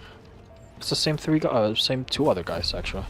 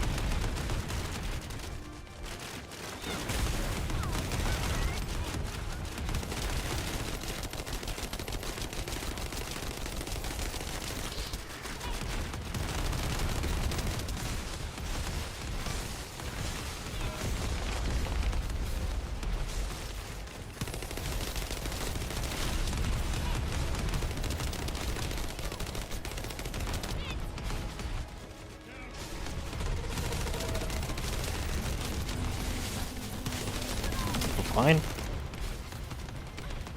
Oh, that pushed him to rage.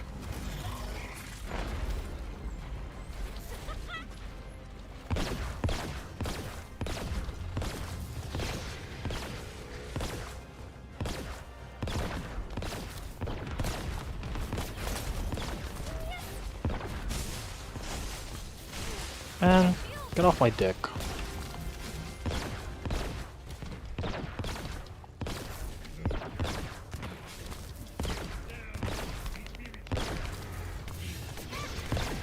No.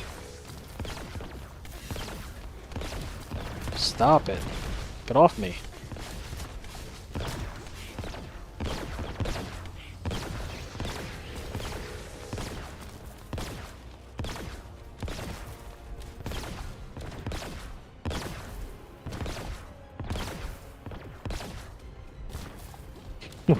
What is our...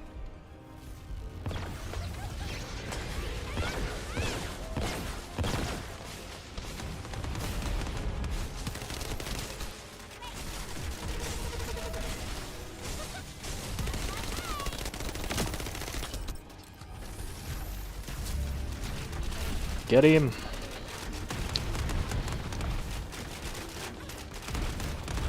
I'm just gonna break it.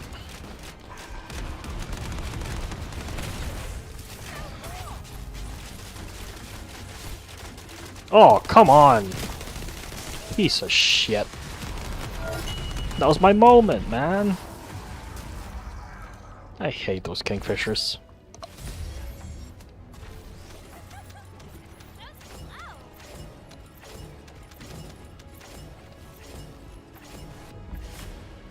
Alright, well, that's that. I mean, I've pretty much exhausted, well, yeah, everything that I wanted to test out. Like, if I had... Like, I'm probably just gonna farm for Esiemo levels off screen. What the hell is that? Are these new? Wait, that's new. Hold on. These are new stuff, right? Look at that. Wait, is there a cheaper version? Hold on. Yeah, dude. Look at that. Oh, that's cute. That's pretty fucking cute. I like that. It's expensive though, but that is cute.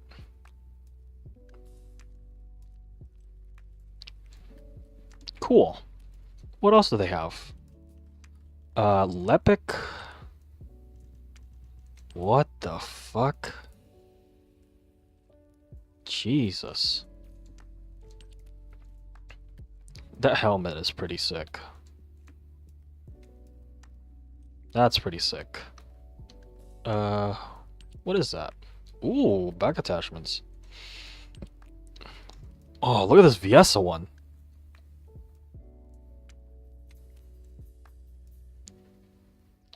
You know what? I like this one.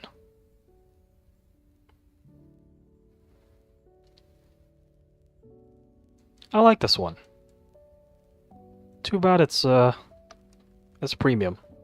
So it's not like it's not like it's 750. Otherwise I would have bought it, but you know, it looks good. Oh, we're now this is like Korean MMO territory. Look at that fucking wings.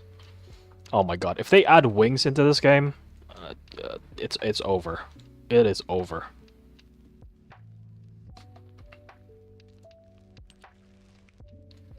Oh, what?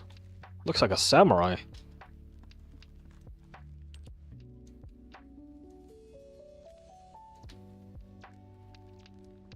Bunny. Oh, that's cute. Oh, that one's awesome. That one's pretty awesome. Glay. What the fuck? All these skins are like Power Ranger. Like, not Power Rangers, but like, I don't know. What's the aesthetic? It's like fantasy mech. You know, this one's got like a tail and everything. The Thirster, of course.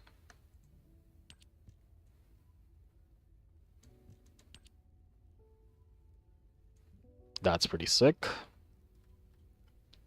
The Valby ones haven't changed. Alright. Event skin, these are still here. Oh. Oh. What the fuck? Huh. I mean...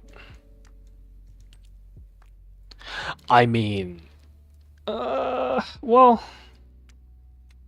It looks good if you ignore her having a giraffe neck, like most female models. Glaze vampire. Ooh, spicy. What the hell is this? She's got red hair and everything. This one's spicy. I like this one. What else is here? Oh, Valby Frog. There you go. Froggy Valby. This one's goofy as hell. I like it.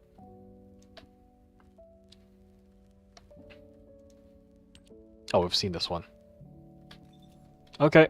Well. What else is there to check out? Is there anything else?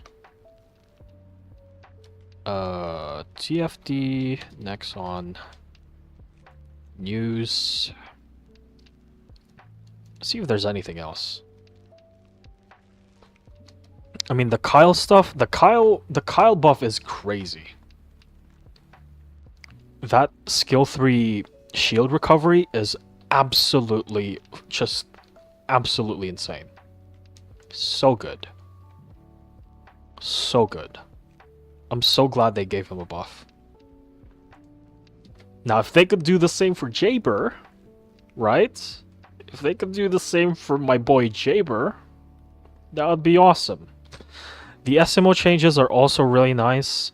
The creative explosion one is fucking awesome. Like this, like, you know how explosive evade used to be his like bossing skill mod? It's gonna be creative explosion now. Absolutely. Without a fucking question. Absolutely insane. 40% cooldown reduction, dude. That's crazy. So, very excited. Once I get to fully max out my Esiemo. But yeah. I think that's gonna be it for me. Let me grab my Esiemo. Where's my boy? Where's my boy? Where's my buff boy? Where's my buff man? This man just received some buffs. Very happy. And yeah. Thank you for anybody who dropped by and watched the stream. Thank you to anybody who was lurking for quite a while. How many viewers do I have? I think all of them have gone by now. Where's my live stream? Yeah, nobody's watching the stream right now, but you know, I'm thankful that there's some people who stopped by. I've never had this many people before. That's crazy. Yo, oh hey, you're still here. That's your king. Yeah, I'm ending the stream, my guy. I've exhausted pretty much everything that this hotfix has to, you know, has to show for. I'm watching. Yeah, thank you so much for sticking around for this long. But yeah, you know, I hope you have a great day. I hope you get to enjoy some of these buffs, some of these new content. And on October 10, we're gonna get Ult Freyna. Don't forget. And yeah, thank you for watching. Goodbye. Goodbye.